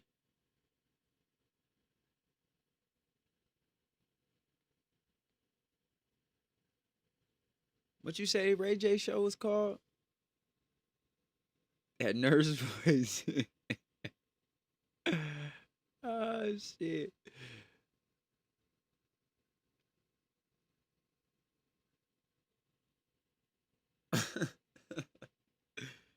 Yeah, man. That shit changed my whole life though. I found out I found out that like damn, don't nobody care if you finna lose your life. You know what I'm saying? I'm like, you be sitting here like family and all that, did nobody call me, check on me or nothing. I didn't expect it, but damn. They could have at least been like, are you okay? How you feeling? I just was calling to say hi. I'm glad you're still alive. Only the ones who called and the ones who came. That's when I was like, them. That's people who really love me. I understand you be having family and all that entitled shit, man. That shit don't matter. That shit don't matter, man. Only the ones who treat you like family is the family. You know? Just because that's your uncle don't mean he really gonna treat you like an uncle should. Turn on your damn camera. Fuck, I gotta hook this shit up, man. Bruh, I'm finna get off of here. I'm gonna get back on, man. It's already 9:30. Oh no, it's not. It's 7:30.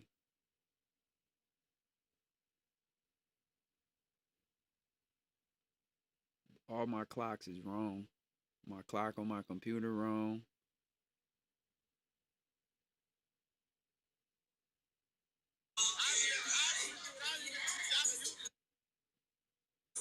Yeah, I'm finna get off, man.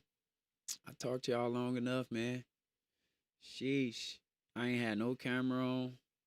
Fuck. Maybe I'm gonna be. But dear Heavenly Father, I'd like to pray over everybody in the chat, man. I appreciate everybody, man. Thank you, Lord, for just sending me amazing people, great people, good spirits. I just ask for you to cloak us in your blood, watch over us, continue to keep pushing us closer and closer and closer to you, and giving us that reminder every single day to spread that good gospel, to remind people that you are the only one, the one that we should be praising every single day, every single week. When we have a problem, we don't handle our problems. We give our problems to you, Lord. And thank you for just always being a God that's always there. Thank you, Lord, for giving us the family that treat us just like family should. Thank you for giving us friends that's there that we can call on. Thank you for just giving us that light that we can shine on others. Thank you, Lord, for just taking us out the dark. Because we all have dark times in our lives. But Lord, just knowing that we have somebody like you, you can always bring us out. And whenever we get lost, Lord, I'm so glad that I just appreciate that you sent Jesus to give us those footsteps to follow, to be able to always get back on track. And just to heal us inside and out, to keep the body purified, running with that Holy Spirit, to keep us on a good mission, to keep our head on straight, to continuously building that legacy for our family, to leave something good behind, building that generational wealth, finding what the riches really is, and the riches is always with you. Thank you, good Lord, because you didn't have to be, but you are, and you always are, but you didn't have to be. But we appreciate you so much for just always being the Lord that we can call on through thick and thin, through any trial and tribulation. And I love you so much. Continue to watch over everybody in my chat and send them angels to protect them day and night. That they always be able to pay for all their bills, take care of their kids, that the kids able to grow up and be wonderful and do amazing things, and also pass that word on of you. Thank you, God. Thank you for covering us in the blood of Jesus. We appreciate you and we love you so much. In your name I pray and say amen. Thank you, Lord. Thank you, Lord. Shout out to the chat, man. Shout out to the chat. Shout out to Kiana. Shout out to Mr. Charlie.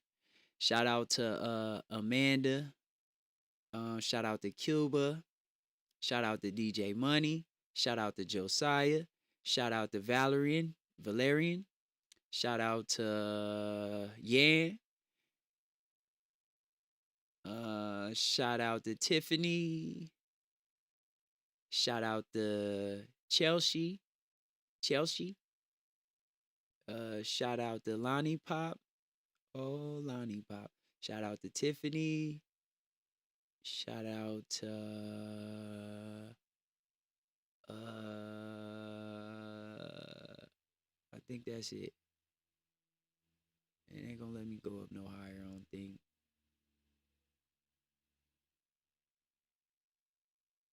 I don't think I can see no more. Oh, shout out to Pap, man. Pap is the last one to let me see. Shout out to all y'all. Appreciate y'all, man. Get ready to cook up something else again, man. I still ain't ate no food. You dig? You dig? It takes strong willpower to push through them motherfucking them fasts. But you can do it. And if you can't do it alone, call on God and ask him for the strength. It's that simple. Don't make it hard. It's easy as popping a pimple. It's your boy Rass That Dude, RASS. Hoping your stress go to the wrong address. Make sure you hit the likes, comments, and subscribe. Every single day we going live. I appreciate everybody in the chat. You dig? You dig? RASS signing out. Catch y'all later.